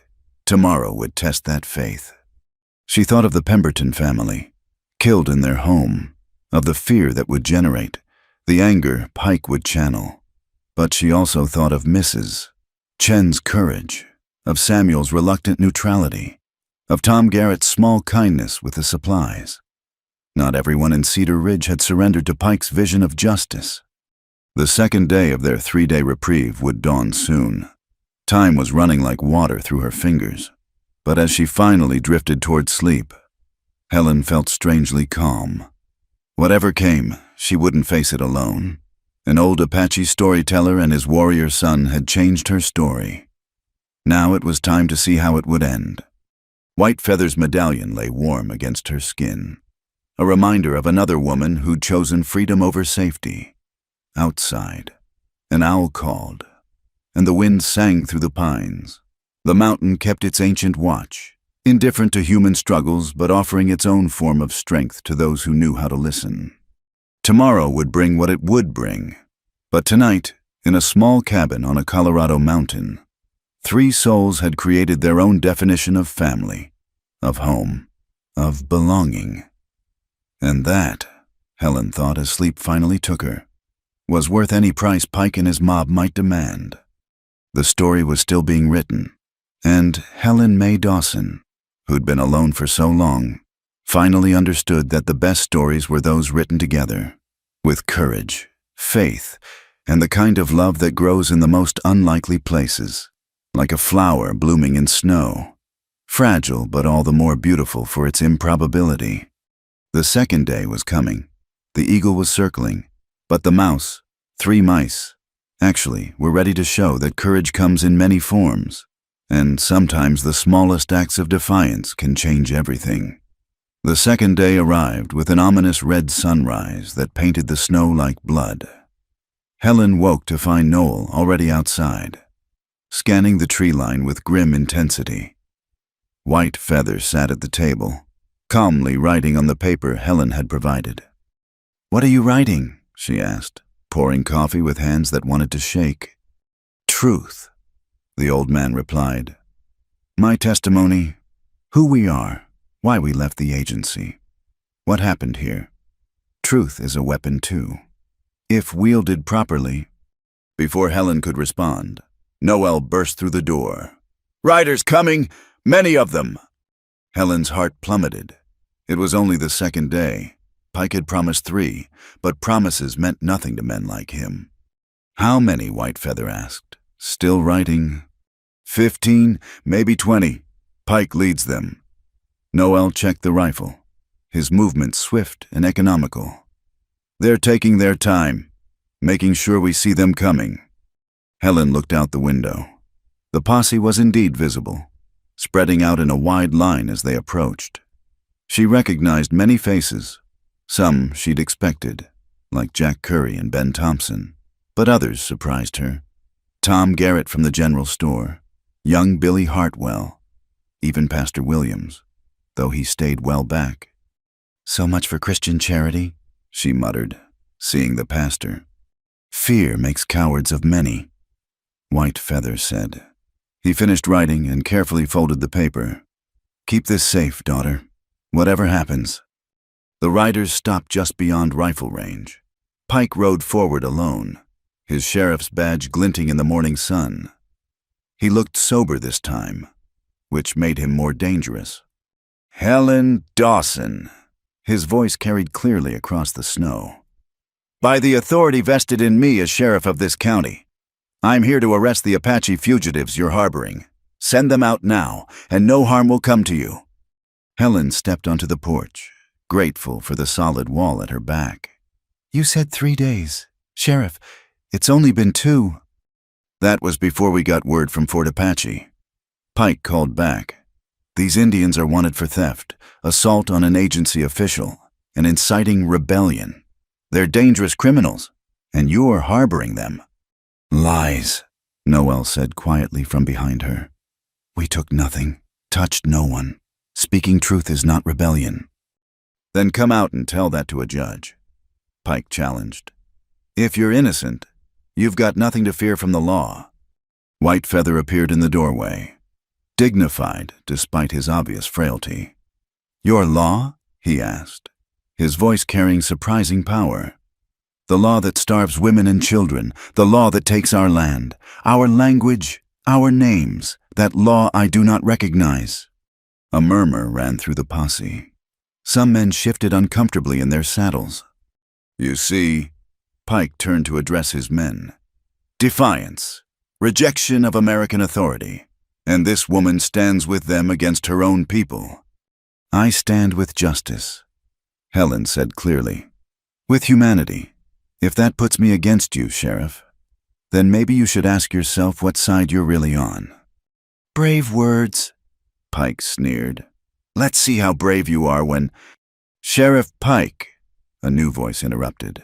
Everyone turned to see a rider approaching fast from the direction of town. As he drew closer, Helen recognized Samuel Morrison.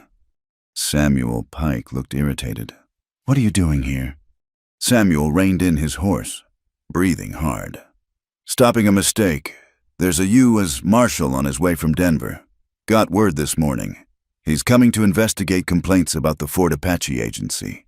These men, he gestured to Noel and Whitefeather, are wanted as witnesses, not criminals. The posse stirred restlessly. A U.S.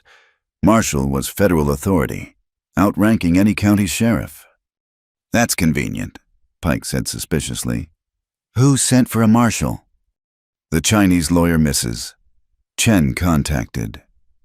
Samuel said. Turns out he's got connections in high places. The marshal will be here by nightfall. Helen felt a spark of hope. Mrs. Chen had worked even faster than promised. But Pike wasn't ready to back down. Marshal or no marshal, these Indians are trespassing on white land. That's still a crime.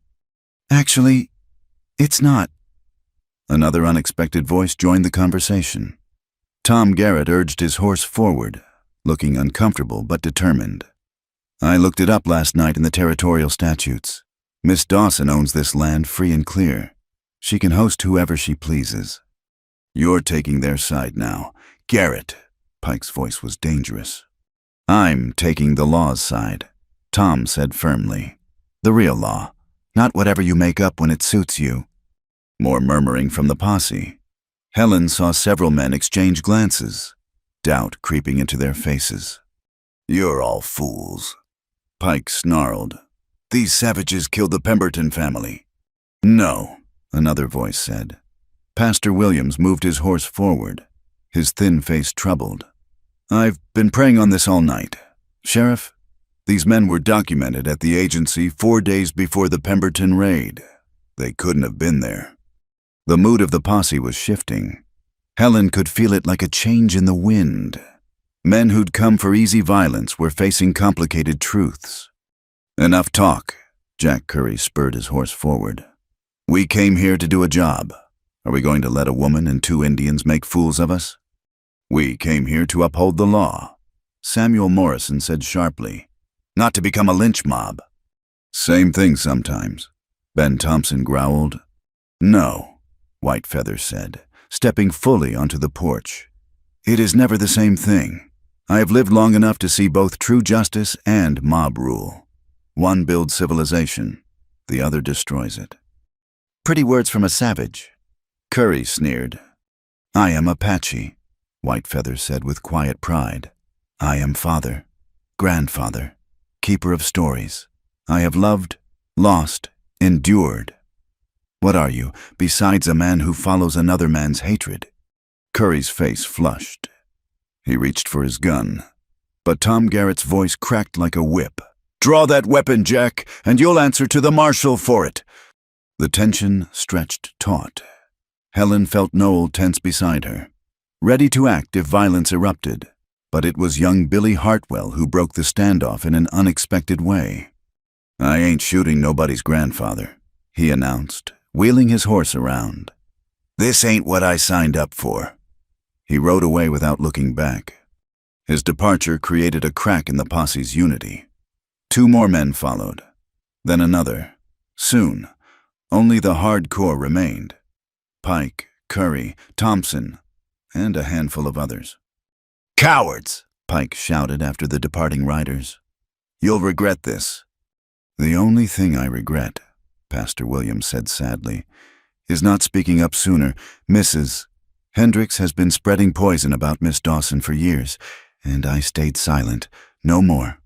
He looked directly at Helen. I'm sorry. Miss Dawson, a man of God should know better than to let gossip flourish like weeds. He too turned and rode away, leaving Pike with less than 1/3 of his original force. This isn't over, Pike said, his voice low and venomous. Marshal or no marshal, you can't watch your backs forever. Is that a threat, Sheriff? Samuel asked mildly. In front of all these witnesses. Pike's face contorted with rage, but he had enough self-preservation to hold his tongue. We're leaving, he ground out. But this isn't finished.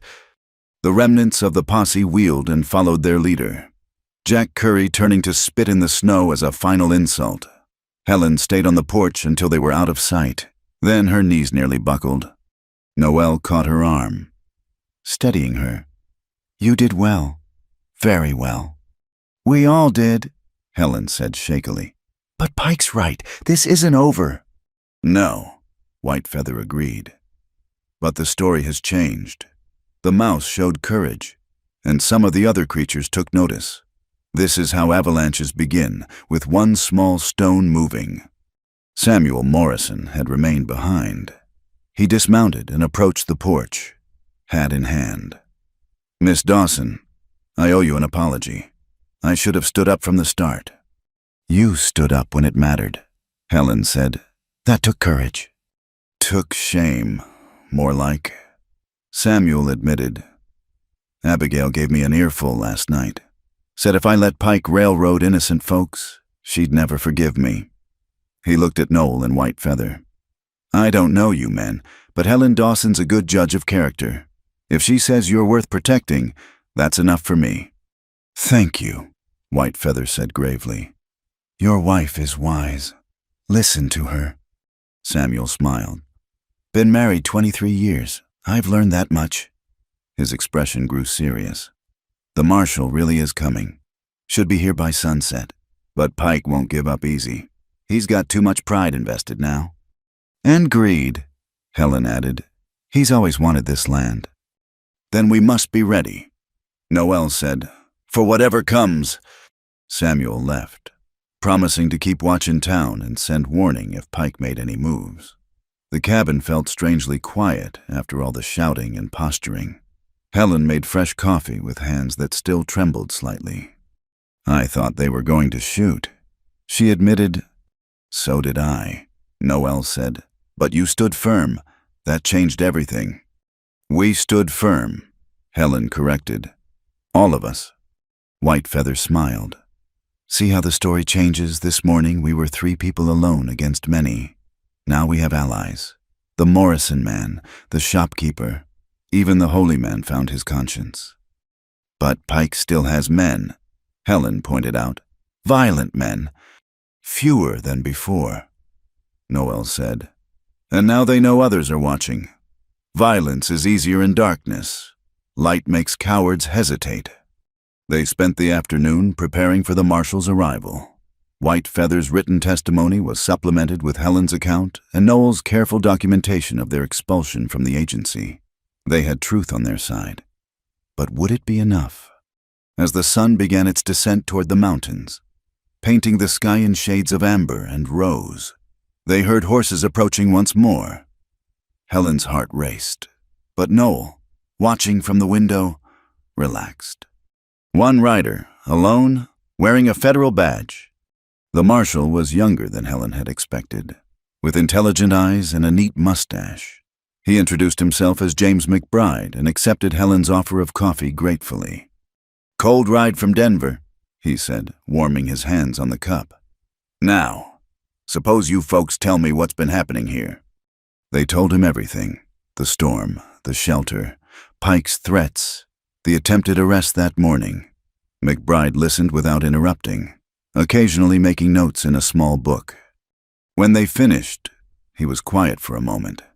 "I've been investigating Fort Apache agency for months," he finally said. "Reports of stolen supplies, cut rations, Indians dying of starvation while beef meant for them gets sold to local ranchers. These men," he nodded to Noel and Whitefeather, "are indeed wanted as witnesses. Their testimony could help clean up that cesspool." "Will you protect them?"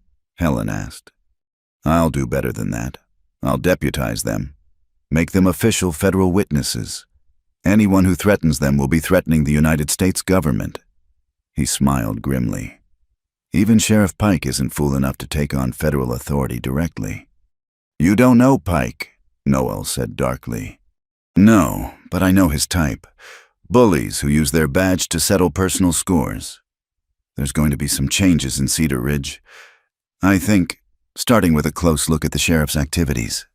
As if summoned by his name, Pike appeared at the edge of the clearing, but this time he was alone. He rode forward slowly, hands visible. "Marshal McBride," he called. "Heard you were here." "Sheriff Pike." McBride stepped onto the porch. "I understand there's been some trouble." "Just trying to do my job," Pike said, attempting a reasonable tone. "These Indians were off the reservation without papers. These men are federal witnesses in my custody," McBride said coolly. "Any interference with them is a federal crime. Are we clear?" Pike's jaw worked like he was chewing something bitter. "Clear. Good. Oh, and Sheriff, I'll be staying in town for a few days, looking into various matters. I trust you'll cooperate fully." The threat was politely delivered, but unmistakable. Pike nodded stiffly and rode away without another word. "He won't forget this," Noel said quietly. "Neither will I." McBride replied, "Men like Pike depend on isolation, on their victims having nowhere to turn. But now you have federal protection, and Miss Dawson." He turned to Helen. "You've shown remarkable courage. Not many would stand up to a corrupt sheriff and his mob." "I had help," Helen said, looking at Noel and Whitefeather.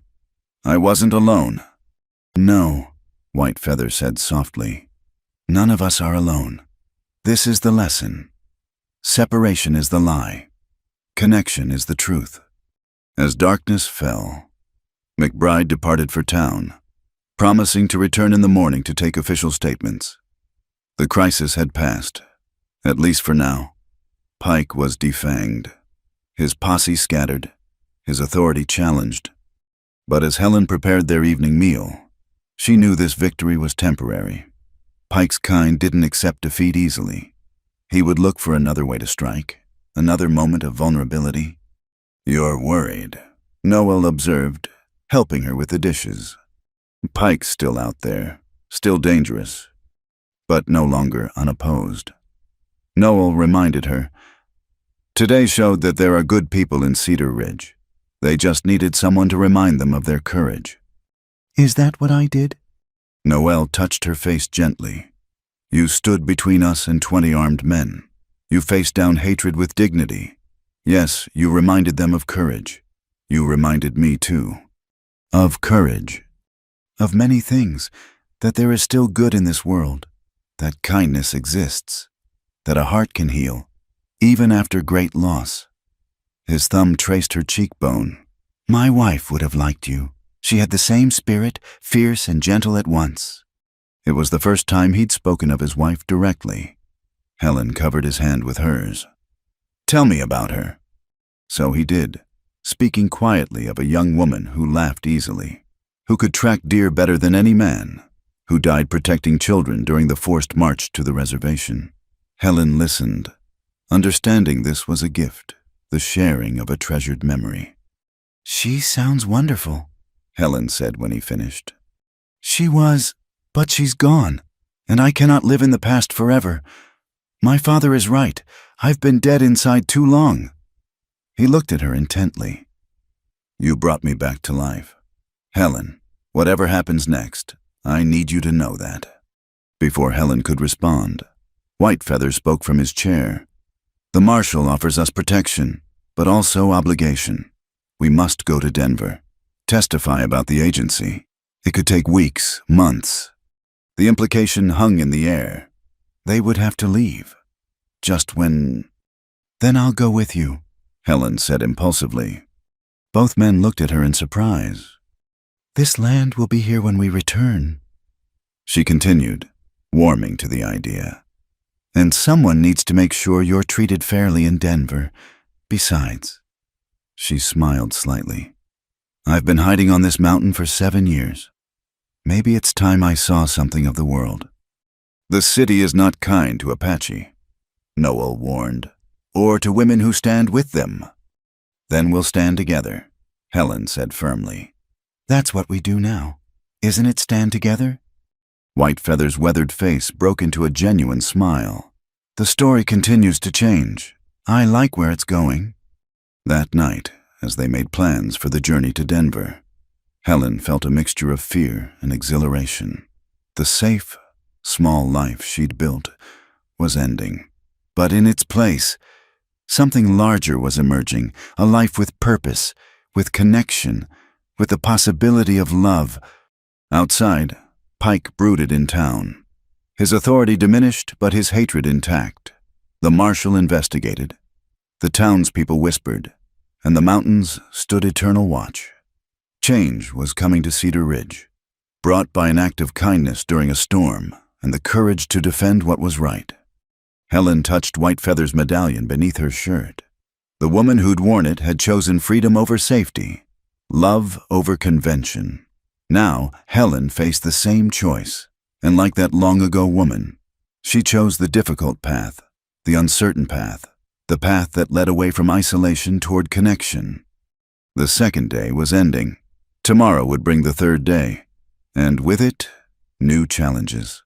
But tonight, in a cabin that no longer felt like a refuge but a starting point, 3 people planned a future none of them could have imagined a week ago.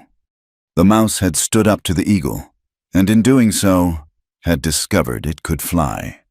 The third day dawned gray and still, with the kind of quiet that presages either peace or storm. Helen woke before the others, unable to shake the feeling that something was coming.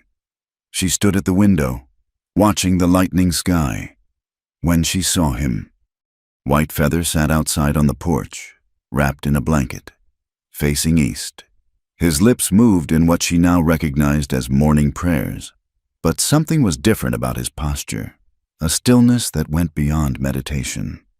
Helen stepped outside quietly, not wanting to disturb him, but he spoke without turning. "The sun rises on my last morning, daughter." "Don't say that," Helen said, though ice formed in her stomach. "You're getting stronger. The marshal will take us to Denver, and there are good doctors there." "Doctors cannot heal what is finished," Whitefeather said gently. "I have lived my seasons, spring of childhood, summer of strength, autumn of wisdom. Now comes winter, and I am content." "No." Helen knelt beside his chair, taking his weathered hand in hers. "We need you. Noel needs you."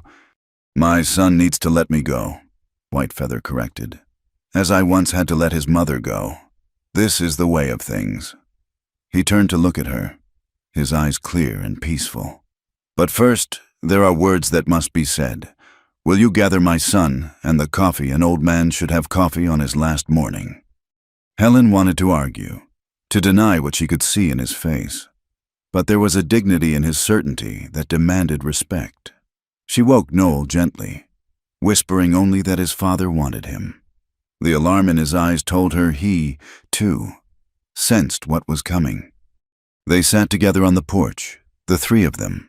As the sun climbed higher, Whitefeather sipped his coffee with obvious pleasure, savoring each taste. "I have been thinking," he said, "about stories and their endings. The story of Whitefeather is nearly complete, but the story of my son and the brave woman who opened her door to strangers, that story is just beginning." "Father," Noel's voice was rough, "you're talking like—" "Like a man who knows his time," Whitefeather smiled. "Yes, my son, because I do. I felt it in the night, the loosening of the threads that hold spirit to flesh. It is not a thing to fear. It is completion." He reached into his pouch and drew out a small leather bundle. "This was to be buried with me, but now I think it should live on." He unwrapped it carefully, revealing a beautifully crafted silver ring with a turquoise stone. "This was your mother's wedding ring. She gave it to me before her final walk, said to give it to you when you were ready to love again." Noel's hands shook as he took the ring. "Father, You are ready," Whitefeather said firmly. "I have seen how you look at each other when you think no one watches, how you move together like dancers who hear the same music. Your mother would be glad." He turned to Helen. "And you, daughter of my heart, you have given us more than shelter. You have given us home, family, a place to belong in our final days together." He removed a second item from his pouch, a small, intricately beaded medicine bag. "This holds the earth of my birthplace, the sacred mountains where Apache boys become men. Keep it, wherever you go. You carry our land with you. You are family now, always." Helen accepted the gift with tears streaming down her face. "Whitefeather, please, fight this. We have so much planned." "Plans are for the living," he said gently. "I have a different journey now. But first, one more story. Will you listen?" They nodded, unable to speak. Whitefeather settled back in his chair, his voice taking on the cadence of the traditional storyteller. "Long ago, when the world was younger, Eagle asked Creator for the gift of eternal life. Creator smiled and said, 'You may live forever, but you must never land. You must fly always, never resting, never touching earth again.' Eagle, proud and strong, agreed. For many years he flew, watching the world below. He saw Mouse being born, living, dying, being born again in his children. He saw the seasons turn, the mountains grow and shrink, the rivers change their courses. After 1,000 years, Eagle grew tired. His eternal life became a burden. He begged Creator to release him. Creator said, 'I will give you a choice. You may continue flying forever, or you may land one last time. Rest your wings and join the great circle of life and death.' Eagle chose to land, and in that moment of touching earth, feeling the solid ground beneath him, knowing rest was coming, he understood that Mouse had always been wiser. Life's beauty comes from its limits. Love's power comes from knowing it is precious because it does not last forever. Whitefeather's breathing had grown labored during the story, but his voice remained clear. I choose to land. My children, it is time. Father, Noel whispered, kneeling beside the chair. Take me inside, Whitefeather said softly. I would see one more fire in the hearth. They helped him to his chair by the fireplace, Helen building the fire up bright and warm. Whitefeather smiled, watching the flames dance. In the old days, he said, when an elder knew his time was near, the people would gather to hear his final words. These words were sacred, never forgotten, passed down through generations. He looked at them both, his love evident. My words are simple. Love fearlessly. Stand for truth. Remember that we are all related, all people, all creatures, all things. The separation is illusion. The connection is real. He closed his eyes, his breathing becoming shallow. Noel held one hand, Helen the other. They sat in sacred silence as the morning aged around them. Sing for me, Whitefeather whispered. The traveling song, so I know the way. Noel began to sing in Apache, his voice breaking but continuing. It was a haunting melody, ancient and beautiful. Helen didn't understand the words but felt their power, their purpose, a guide for a spirit preparing to journey. As the song ended, Whitefeather opened his eyes one last time. My wife waits, he said, wonder in his voice. She is young again, laughing. The mountains are green, the water sweet. I go now. And with a gentle exhalation, like wind through pines, Whitefeather's spirit departed.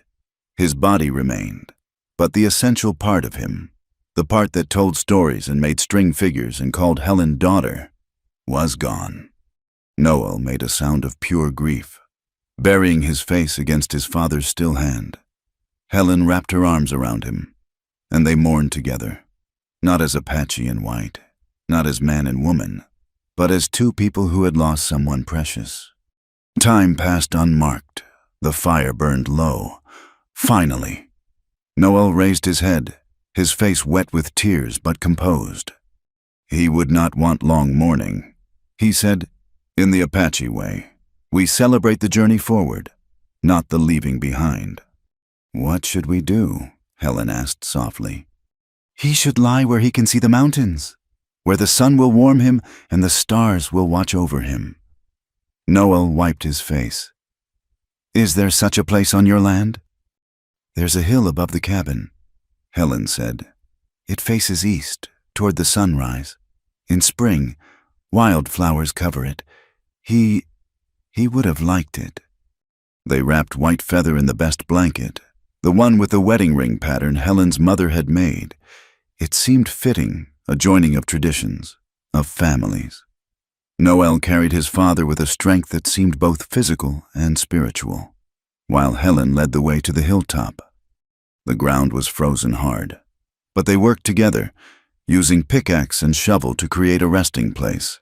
As they worked, Noel told stories of his father, the time he faced down a grizzly with nothing but a walking stick, the way he could make children laugh with shadow puppets, his gift for finding water in the desert. When the grave was ready, they lowered Whitefeather gently, facing east as was proper. Noel placed traditional items with him, a piece of turquoise, an eagle feather, a small amount of corn pollen.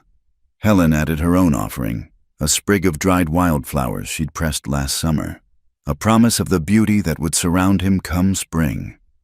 In the Apache way, Noel said, his voice steady now. We do not speak the names of those who have journeyed on, but we remember their teachings, their love, their stories. These live forever. He picked up a handful of earth. From the earth we come, to the earth we return. The circle is complete. They filled the grave together, then built a cairn of stones to mark the place. When it was finished, they stood in silence, the wind gentle around them, the mountains standing eternal witness. He was right, Helen said finally, about the story changing. A week ago, I was alone, bitter, existing but not living. Then you came, and everything changed. He changed it. You changed it. Noel corrected. By opening the door, by choosing kindness over fear. He saw that immediately. It's why he trusted you, why he called you daughter. They made their way back to the cabin as the sun reached its zenith. The place felt different without Whitefeather's presence.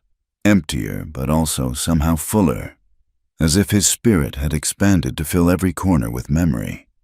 Marshal McBride arrived in the afternoon, immediately sensing the change. "I'm sorry for your loss," he said simply after they told him. He seemed a man of great dignity. He was, Noel confirmed. And he would want us to continue with purpose, not stop for grief. They gave their official statements, signed documents, made plans for the journey to Denver. But underneath the business, grief moved like an underground river, sometimes surfacing in unexpected moments. When Helen automatically set 3 plates for dinner, when Noel reached for the string to show his father a new pattern. That evening, as they sat by the fire in the chairs that would forever hold memory, Noel spoke of the future. "The marshal says the testimony could take weeks. After that, I don't know where I'll go. The reservation holds nothing but bad memories. Mexico is possible, but..." He looked at Helen. "My father saw something I was too afraid to see, or too afraid to hope for." Helen's heart beat faster. "What did he see?" Noel moved from his chair to kneel beside hers, taking her hands. "He saw that home isn't a place but a person. He saw that you and I..." He stopped, struggling with words. "Helen, I have nothing to offer but myself. No land, no wealth, no certain future. But if you would have me..." "Yes," Helen interrupted, not needing to hear more. "Yes to all of it. To uncertainty and difficulty and whatever comes. Yes to you, to us, to the future your father saw." Noel pulled out his mother's ring, the turquoise catching the firelight. "This ring has seen love that lasted beyond death. Would you wear it? Would you be my wife?" Helen extended her hand, steady despite the tears on her cheeks. The ring fit perfectly, as if it had been waiting for her. "Your father knew, didn't he, from the beginning?" "He always knew things others missed," Noel agreed, rising to pull her into his arms. "He said the spirits led us to your door. I think he was right." They held each other as the fire burned and night gathered outside. Tomorrow would bring the journey to Denver, the fight for justice, the challenge of building a life together in a world that wouldn't easily accept them. But tonight, in the cabin where strangers had become family, where kindness had defeated hatred, where love had bloomed in winter's heart, they simply existed in the moment. On the hill above, Whitefeather rested beneath stone and earth and sky. But his true monument was below 2 people who had found each other across every divide. Who would carry his stories forward? Who would prove that love could indeed conquer fear? The ring on Helen's finger caught the light as she and Noel sat together, planning a future that would honor the past while embracing tomorrow. Outside, snow began to fall again, but gentle this time. Like a blessing on the grave of a man who had changed everything by simply asking for shelter in a storm. In Apache tradition, the dead live on in the memories and actions of those who loved them. By that measure, Whitefeather was more alive than ever, in the courage Helen had found, in the healing of his son's heart, in the love that would carry his grandchildren into a new world. The story he had started was far from over. In truth, it was just beginning. Spring came early to the mountains that year, melting the snow and revealing the wildflowers that kept their promise to bloom around Whitefeather's resting place. Helen stood on the familiar hill, but everything about her had changed. Her hair, once always severely pinned, now hung loose with feathers woven through it, a gift from the Apache women they'd met in Denver. Her dress, while still proper, bore beautiful beadwork on the cuffs and collar, Noel's patient handiwork during long winter evenings. "He would have loved this," she said softly. looking at the carpet of blue columbines and Indian paintbrush surrounding the cairn. "He does love it," Noel corrected gently, placing his arm around her waist. "In the Apache way, those who journey on see through our eyes, feel through our hearts." 6 months had passed since they'd buried White Feather. 6 months of testimony in Denver, of newspaper headlines proclaiming corruption at the Fort Apache agency, of small victories and large changes. The agent who had expelled Noel and his father was now in federal prison. Food and supplies flowed properly to the reservation for the first time in years. It wasn't everything, but it was a beginning. More importantly for Helen and Noel, those 6 months had seen them married in both Apache tradition and American law. The ceremony in Denver had been small. Marshal McBride served as witness. Mrs. Chen traveled from Cedar Ridge to stand with Helen, and, surprisingly, Samuel and Abigail Morrison had come, bringing with them a wedding gift and news from home. Now they were back, ready to face whatever Cedar Ridge had in store for them. "Are you ready?" Noel asked as they made their way down to the cabin. Helen touched the medicine bag at her throat. White Feather's earth, a constant comfort. As ready as anyone can be to face their past. The ride into town felt both familiar and strange. The same mountains watched their passage. The same trees lined the trail. But Helen herself was transformed. She rode beside her husband. How she loved that word. No longer alone. No longer afraid. The first person they encountered was Billy Hartwell, who nearly dropped the supplies he was loading when he saw them. "Miss Dawson, I mean. Mrs." He stopped, clearly unsure how to address her now. "Mrs. Freeman." Helen supplied, using the American name Noel had adopted for legal purposes, though she knew he would always be Noel in his heart. "Hello, Billy. How's the town?" "Different," Billy said, gathering his courage. "Sheriff Pike's gone. The marshal saw to that. We got a new sheriff, man named Cooper from Colorado Springs. He's fair, folks say." He glanced at Noel nervously. "Welcome back, sir." Noel nodded gravely. "Thank you." They continued into town, and Helen could feel the eyes following them. Some hostile, some curious, some surprisingly welcoming. Mrs. Chen appeared from her laundry, face wreathed in smiles. "You came back, I tell everyone. Helen too smart to stay away forever. Come, come. I have tea. You tell me about Denver." But before they could accept, a familiar figure emerged from the general store. Martha Hendricks, looking older and somehow smaller than Helen remembered, stood on the wooden sidewalk, her perpetual scowl deepening. "So it's true," Martha said, her voice carrying down the street. "Helen Dawson married a savage. Your poor parents must be spinning in their graves."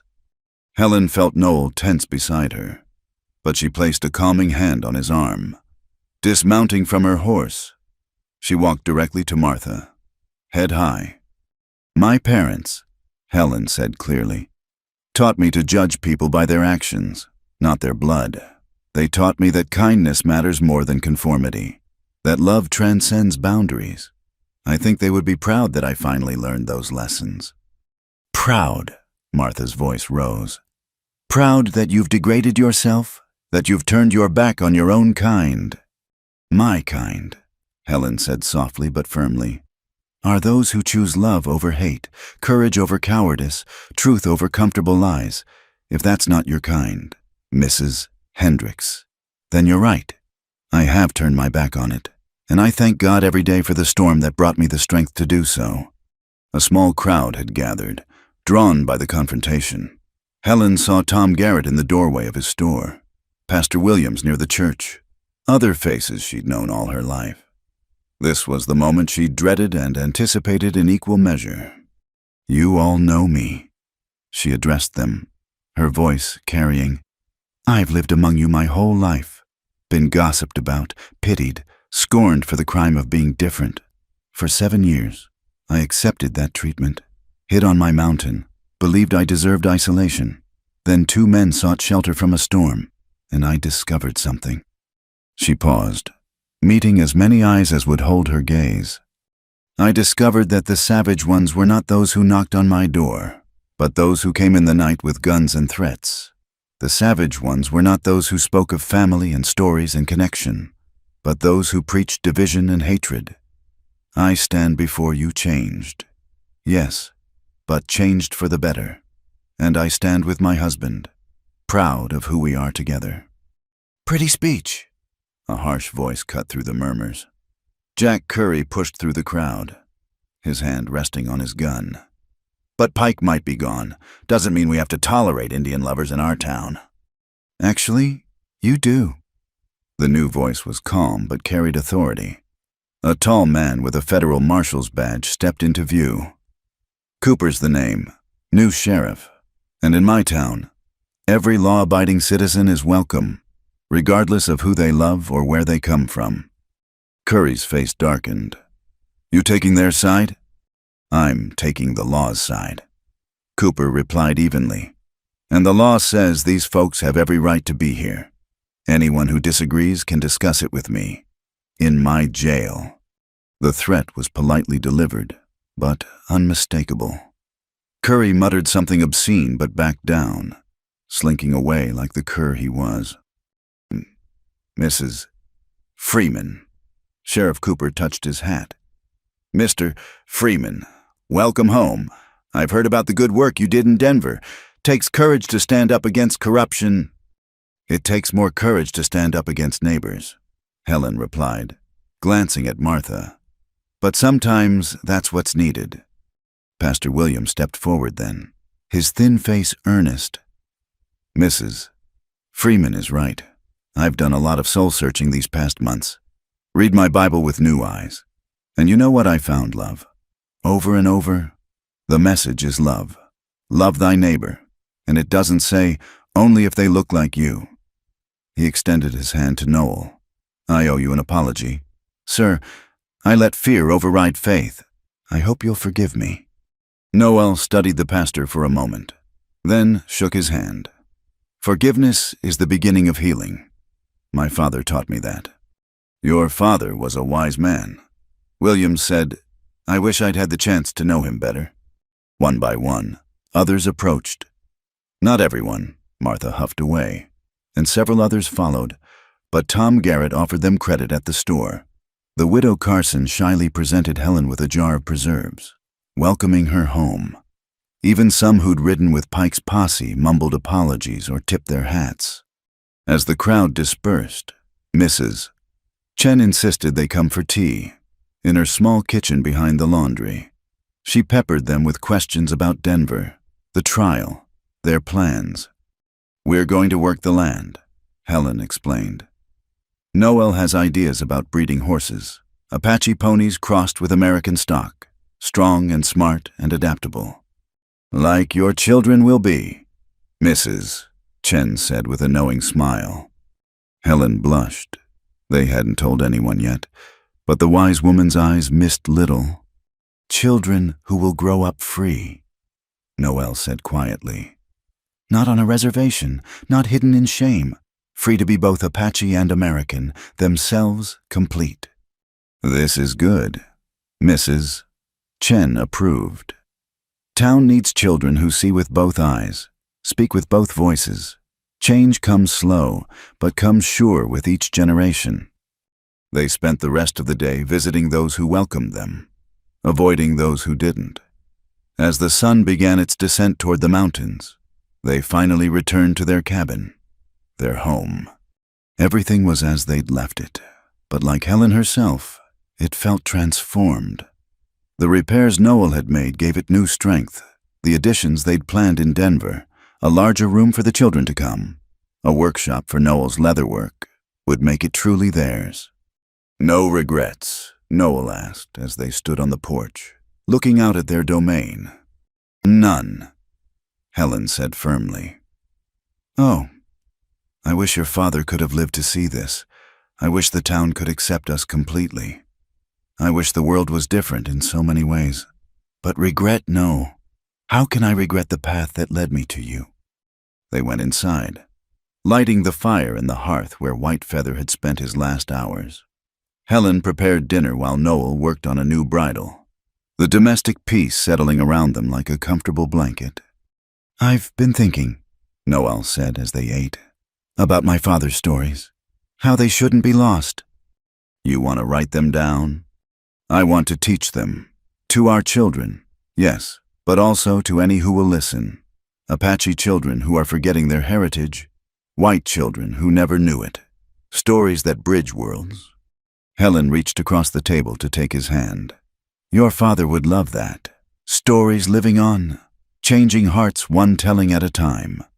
That night, as they lay together in the bed they'd shared as husband and wife for 6 months now, Helen marveled at the journey that had brought them here. A week, just 1 week from that first knock on her door to Whitefeather's passing. 1 week that had changed everything. "What are you thinking?" Noel asked, pulling her closer. "About storms and blessings. About how the worst night of that blizzard became the best night of my life. About how saying yes to shelter led to all the other yeses." "Yes to love," Noel murmured against her hair. "Yes to courage. Yes to us." "Yes to tomorrow," Helen added, placing his hand over the gentle swell of her belly where their child grew. "And all the tomorrows after." Outside, spring winds sang through the pines, and somewhere an owl called. On the hill above, wildflowers nodded in the starlight over a grave marked with stones and love. And in the cabin where strangers had become family, 2 people who'd been alone found themselves part of something larger, a story that spanned cultures and challenged conventions, a love that bridged worlds. The next morning, they woke to find a gift on their doorstep, a cradle, beautifully carved, with a note, "For the new one coming, from neighbors who are learning to see better, S. and A. Morrison." Helen held the note with trembling hands. "Change really is coming." "My father always said it would." Noel replied, "He said hate was loud, but love was patient, that in the end, connection would prove stronger than division." They spent that day working their land, planning for horses and children and a future that would have seemed impossible just months before. As the sun set, they climbed to Whitefeather's grave, bringing fresh flowers and news of all that had transpired. "We're home, Father," Noel said to the stones and sky. "The story you saw is coming true, and we'll make sure your great-grandchildren know who you were, what you taught us, how you changed everything with your faith in human kindness." Helen added her own words, speaking to the man who'd called her daughter. "Thank you for seeing who I could be before I saw it myself, for trusting me with your son, for showing me that family isn't about blood but about choice. We choose each other, every day. We choose love." As they walked back down the hill, hand in hand, the last light painting the mountains gold and rose, Helen thought about the townspeople who'd surprised her with welcome, about those still learning to see past old prejudices, about the children who would grow up in a world slightly wider than the one before. It wasn't a perfect ending. There would still be challenges, still be those like Martha who clung to their bitter beliefs. But it was a true ending, and more importantly, a beginning. The storm that had brought Noel and Whitefeather to her door had passed, but its blessings remained. Love, family, purpose, and the courage to stand for what was right. In the cabin that night, as Noel told one of his father's stories to the child growing within her, Helen touched Whitefeather's medallion and whispered a prayer of gratitude. She'd lived alone for years, until a giant Apache and his old father asked, "Can we stay one night?" One night had become forever, and forever, Helen thought as she drifted toward sleep in her husband's arms, was exactly as long as she wanted it to last. The mountains stood eternal watch. The seasons would turn. Children would be born, and stories would be told. And in a small cabin where love had conquered fear, the future wrote itself in acts of courage, kindness, and the simple human truth that we are all more alike than different, all seeking the same shelter from life's storms. The story that Whitefeather had seen was no longer just possibility. It was reality. lived out daily in the choices of two people who'd found each other across every divide and decided that love was worth any price the world might ask. And somewhere, in the place where spirits dwell, an old Apache storyteller smiled, knowing his greatest story, the one he'd helped write with his life and death, would continue long after the last word was spoken. Thank you so much for listening to this story of love, courage, and the power of human kindness in the Wild West. I hope Helen and Noel's journey touched your heart as it did mine. I'd love to know where in the world you're listening to this story. Please share in the comments below so we can connect and discuss what this tale meant to you.